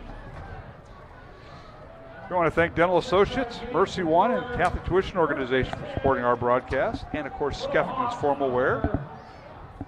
Jeremy, who are the ladies behind us? I think they're just freshmen. I don't know if they really count. They're just freshmen. My goodness. Are these volleyball young ladies? Yeah, they're volleyball. I think volleyball team's doing all right. They're ladies, right? Undefeated. Is that freshman correct? Team? Yeah. I saw them They were in Iowa City not too long ago, right, for a meet? Yeah, I think varsity and sophomores were in Iowa City here just about 2 weeks ago. Yeah. And they came back. They brought him back, actually. Can't believe they let him on the bus. I don't know what they're thinking. That'll wrap it up. 34-0 is the final. As Dowling now will improve its record to 3-1, while City High falls to 2-2. Congratulations to head coach Tom Wilson and Dowling Catholic for the win tonight. And let's see. Next week, City High will take on their crosstown rival, Iowa City West, at Trojan Stadium in Iowa City. That'll be a 7 o'clock kickoff. For Dowling, they move on the road. They'll be in Council Bluffs. They'll take on Council Bluffs Lincoln next Friday night from Wickersham Stadium, 7 o'clock kickoff. So hope you can join us for that broadcast. We'll move to our post-game segment here in a moment, as we usually get statistics from our guy and math teacher. Maybe one of these young ladies have had, Jared Seifert, outstanding math teacher. That's what the principal calls him. You don't have Mr. Seifert, do you ladies? I think he teaches juniors, seniors, so we'll see. He's also the third base coach in baseball. So we've got the eye black on. My gosh, this is awesome. Student section. Did you help him get ready? Student section showed a lot. There he is, Mr. Seifert. Hey, these young ladies they say you're going to be their teacher someday. Let them know. What do you teach? What kind of math? There you go.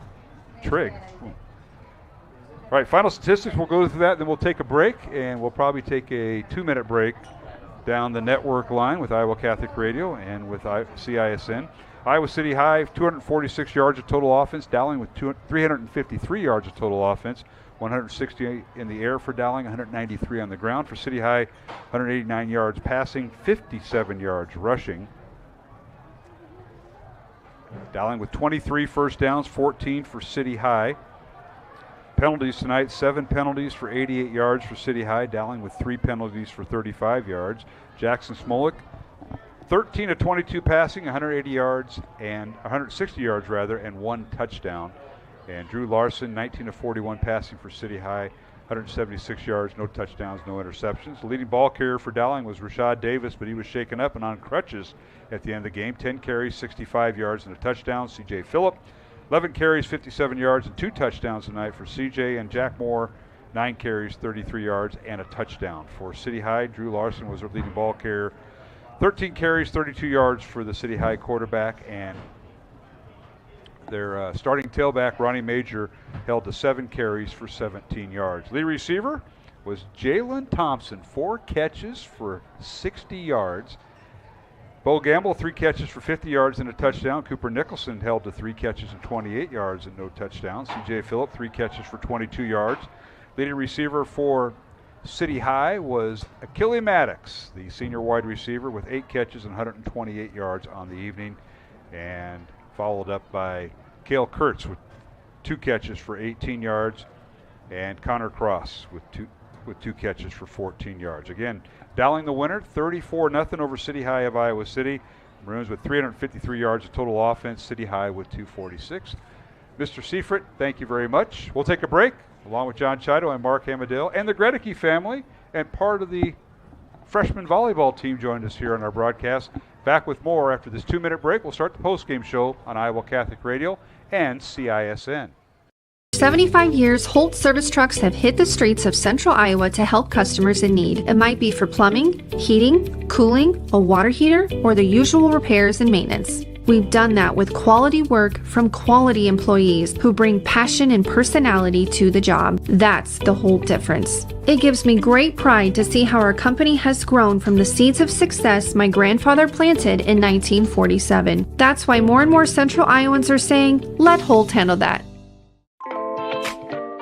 Hi, this is Chris from Fireplace Superstore, and it's going to be an interesting patio furniture season this year. We have ordered a ton of merchandise, but due to supply chain issues, it's coming in a truckload at a time all summer long. If you want the best patio furniture, check early and check often. If you want to custom order your furniture, get in here as soon as you can to give your furniture the best chance to arrive this summer. Fireplace Superstore, Iowa's best patio furniture selection, just east of I-35 on Douglas Avenue.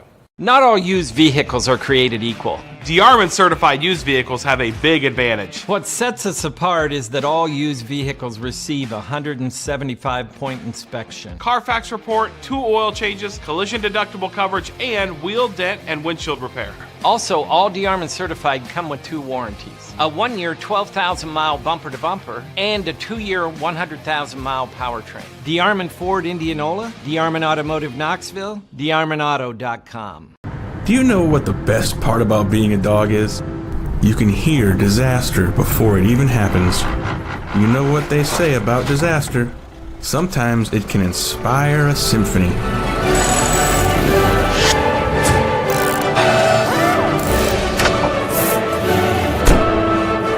An honest day's work deserves an honest day's treat. No extra charge. And that is why we choose Honest Wrenches.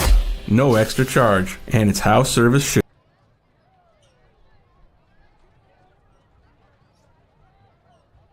And we're back here at Valley Stadium in West Des Moines, where Dowling improves its record to 3-1 as third-ranked Dowling defeats ninth-ranked City High of Iowa City 34-0. And I can finally say it, the first shutout, John Chido, for Campbell, for Coach Campbell. Jay Campbell gets his first shutout tonight, and we'll go right down to you as you have one of the Dowling linemen down there. Kyle Rocker's a big left tackle. Johnny, take it away. With Joe Hughes. Oh, Joe Hughes, all right. It's a good start. He's defense side of the ball. Joe, congratulations on the victory tonight. It seemed like it was a physical ball game from start to finish there, and but we called your name quite a bit. You covered sideline to sideline, had a nice breakups and some big hits, but just kind of walk us through the team's performance and defensively some of the things that stood out for you tonight. Well, we had a lot of pass breakups. You know, we hit them hard, we hit them often, and we held the high-scoring team in the state to 0 points. It was crazy. It was a good win. Yeah, I mean, because they were coming in, they were averaging 40-some points. They put up 77 on one team, and you guys kept them out of the end zone. And even when they had some, our offense had some miscues, and they were able to get good field position, you kept them out on the 4-yard line. That was tremendous defensive plays there. Yeah, well, we were conditioned hard. You know, they were cramping up, and I think we were a stronger team. You know, we were being more physical. It's your third year now as starting linebacker, and you're a captain now and a leader, and you're one of those big pieces of the puzzle that keep the momentum going and keep these guys with the right set mindset. Yeah, it's my last year. Hoping to do good, you know, and the high school career out strong. All right. Thanks, Joe. Good luck next week. John Chido with Joe Hughes, one of the Dowling captains and senior linebacker. We'll go back on the field with Dowling winning tonight by the score of 34-0 over City High of Iowa City. And Johnny, take it away. I think you have Max Shelton now, the Dowling starting center. Go ahead. Well, I've been waiting for this moment for quite a while. You know, I just, you know, it's good to see you standing next to me doing an interview, especially as a junior. But, you know, Max, and we got Kyle Rockers here, who's the captain of this offensive line, him and George Nahas. You guys have been doing this your second year now. But, guys, kind of walk us through the line play, because you guys control that line of scrimmage and from start to finish. And toward the end of the game, a lot of nice push with the offensive line. Just kind of walk us through your strategy for this week and kind of your performance. After Ankeny, that really helped us for this week because they run a different type of defense as Iowa City did. And their whole defense is ran around Ben Cuter, who was number 32 on the field. So we ran a lot of our plays towards him or away from him based on what the run or the pass was. It was important to get a hat on him and kind of identify that, and it seems like they ran a lot over your side tonight and you know, George's side as well. But just offensive line, can't say enough about your play, you know, last week and this week, and it's just kind of moving in the right direction. Just kind of talk about that. Yeah, well, you know, we just played our game, and we prepared well all week, and we prepared well last week. So we played our game, and we kept our cool, and we kept trying. We played the whole game through, whole game hard. All right, guys, congratulations, and thank you for your time. All right, Johnny, that's good interviews with Kyle Rockers and Max Shelton. Let's go down to head coach Tom Wilson, who just won his third game this year, Dowling 3-1 with the win tonight, 34-0 over City High. Take it away. Coach, congratulations on the victory tonight. It was a hard-fought win. You put up 34, and you kept Iowa City High out of the end zone. But it seemed like it was a balance offensively, and the defense, even with their back of the wall early in the game, they stood their ground and did a nice job. They did. They've really stepped it up and have played well and really set us up offensively the last few weeks. So it's been really good, as you mentioned, a balanced effort, not only team-wise but then offensively as well, has been really important to our improvement. Yeah, the running game, and you were able to control the line of scrimmage at the offensive line as well, and Jackson put some balls in some nice places. The receivers came up. It's just all-around team effort, and it was nice to watch, and seeing the excitement on the sideline, it's just a good thing to see. Yeah, obviously we'd like to get more kids in. We're going to have, a lot of games going on Monday. We've got our JV with our varsity reserves, then we've got our sophomores that go to City High, and so hopefully we can get those guys some playing time, but a good team effort by our guys tonight. Well, Coach, thank you so much for your time. Really appreciate it. All right, thank you. All right, John Chido with head coach Tom Wilson here on the post-game show with Dowling's win tonight, 34-0 over City High of Iowa City. The Maroons basically scored their touchdowns, 4 rushing touchdowns, and then Bo Gamble's 29-yard touchdown pass from quarterback Jackson Smolik was the only one through the air. C.J. Phillip amassed 2 touchdown runs of 10 and 3 yards. Rashad Davis had a 10-yard run, and then Jack Moore late in the game with just under 7 minutes left, a 9-yard run. And that capped off scoring as the Maroons win it 34-0 over City High of Iowa City. Next up for City High, they go across town in Iowa City, take on Iowa City West next Friday night at 7 o'clock, while Dowling travels to Council Bluffs Lincoln, and we'll be on there at 6:30 next Friday night for the game on Iowa Catholic Radio. We'll take our final break and come back and recap things here from Valley Stadium in West Des Moines. Beautiful night here in West Des Moines, Iowa for tonight's game.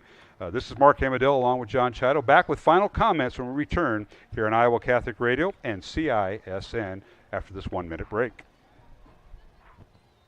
Used vehicles are created equal. DeArmond certified used vehicles have a big advantage. What sets us apart is that all used vehicles receive a 175-point inspection. Carfax report, 2 oil changes, collision deductible coverage, and wheel dent and windshield repair. Also, all DeArmond certified come with 2 warranties. A 1-year 12,000-mile bumper-to-bumper and a 2-year 100,000-mile powertrain. DeArmond Ford Indianola, DeArmond Automotive Knoxville, DeArmondAuto.com. Mornings. They can be hectic. Let's go! So can your car. So to get a free pickup, drop-off, or delivery, head over to Honest Wrenches. And their loaner vehicles? No extra charge. Find your peace of mind with even more wonderful services. Every vehicle that comes in gets a full visual inspection and a 5-year, 50,000-mile warranty. No extra charge. Head on over to Honest Wrenches. No extra charge, and it's how service should be.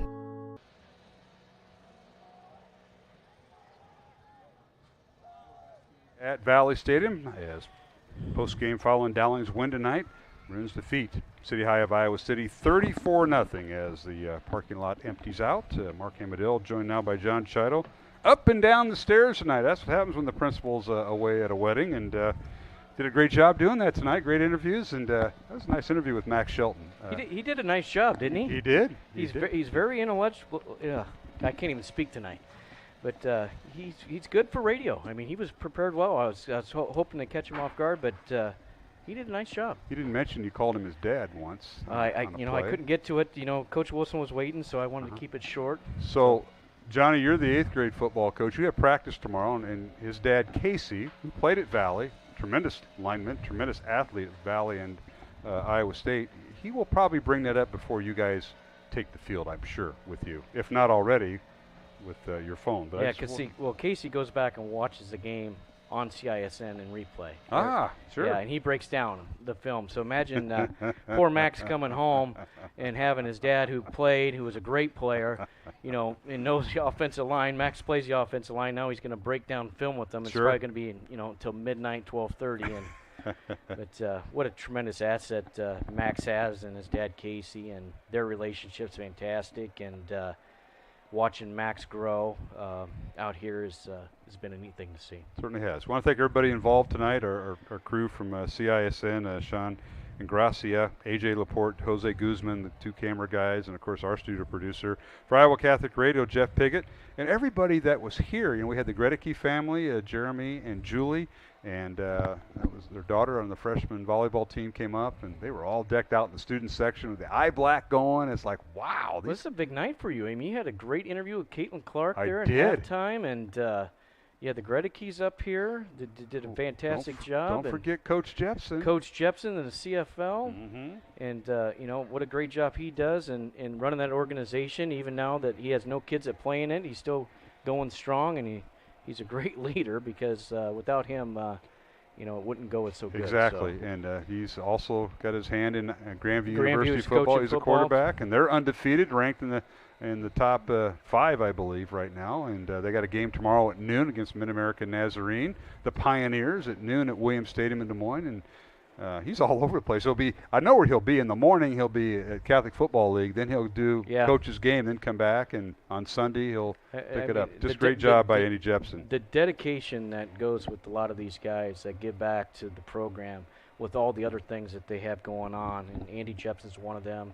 Mark Scigliano, Casey Shelton. You can name all the volunteer Jim coaches. Cataldo, all the volunteer coaches, yeah. It's just, it goes on and on and on. All right. Well, Johnny, thanks for making your way up here tonight, sitting in the booth. Rod Hagan, I got to mention Rod. Why do you want to do that? I got to mention Rod. He's going to be all over his kid because a couple high snaps. You know, that snap is supposed to be right here at the hands, and he's up here. And Cooper Nicholson went and got a couple. So yeah, I can hear this going. This is not good. Well, he'll break it down. He'll get Carson right. All right, we got to wrap up. Johnny, thank you. Yeah, great job you. tonight. It was fun. We'll see you in Council Bluffs next week, and that'll wrap up our broadcast tonight on CISN and Iowa Catholic Radio. Our thanks to everybody in the crew, including Andy Jepson, our halftime guest, along with Caitlin Clark, former Dowling alum, and plays All-American in basketball at Iowa. Thanks to her for stopping up and giving us some of her time. Our thanks for all the folks involved tonight. Mitch Moore, the coaching staff at City High of Iowa City, their athletic director, Tracy Johnson, who's from Valley, former Valley Golf Course. He's now the AD at City High. Our thanks to him. Next Friday night, we'll be on the air on radio. It'll be Dowling Week 5. We'll be in Council Bluffs, taking on Council Bluffs Lincoln, as we'll be on the air at 6:30. Kickoff at 7 o'clock from Wickersham Stadium in Council Bluffs. Hope you can tune in for that. For John Chido and for everybody involved with our broadcast tonight, this is Mark Amadale for Jeff Piggott, our studio producer, saying goodnight and so long. Final score for the final time, Dowling Catholic 34, City High nothing. The first shutout for Dowling defensive coordinator Jay Campbell. Congratulations to him, and we'll talk to you next week on the Iowa Catholic Radio Network. And don't forget, CISN.TV.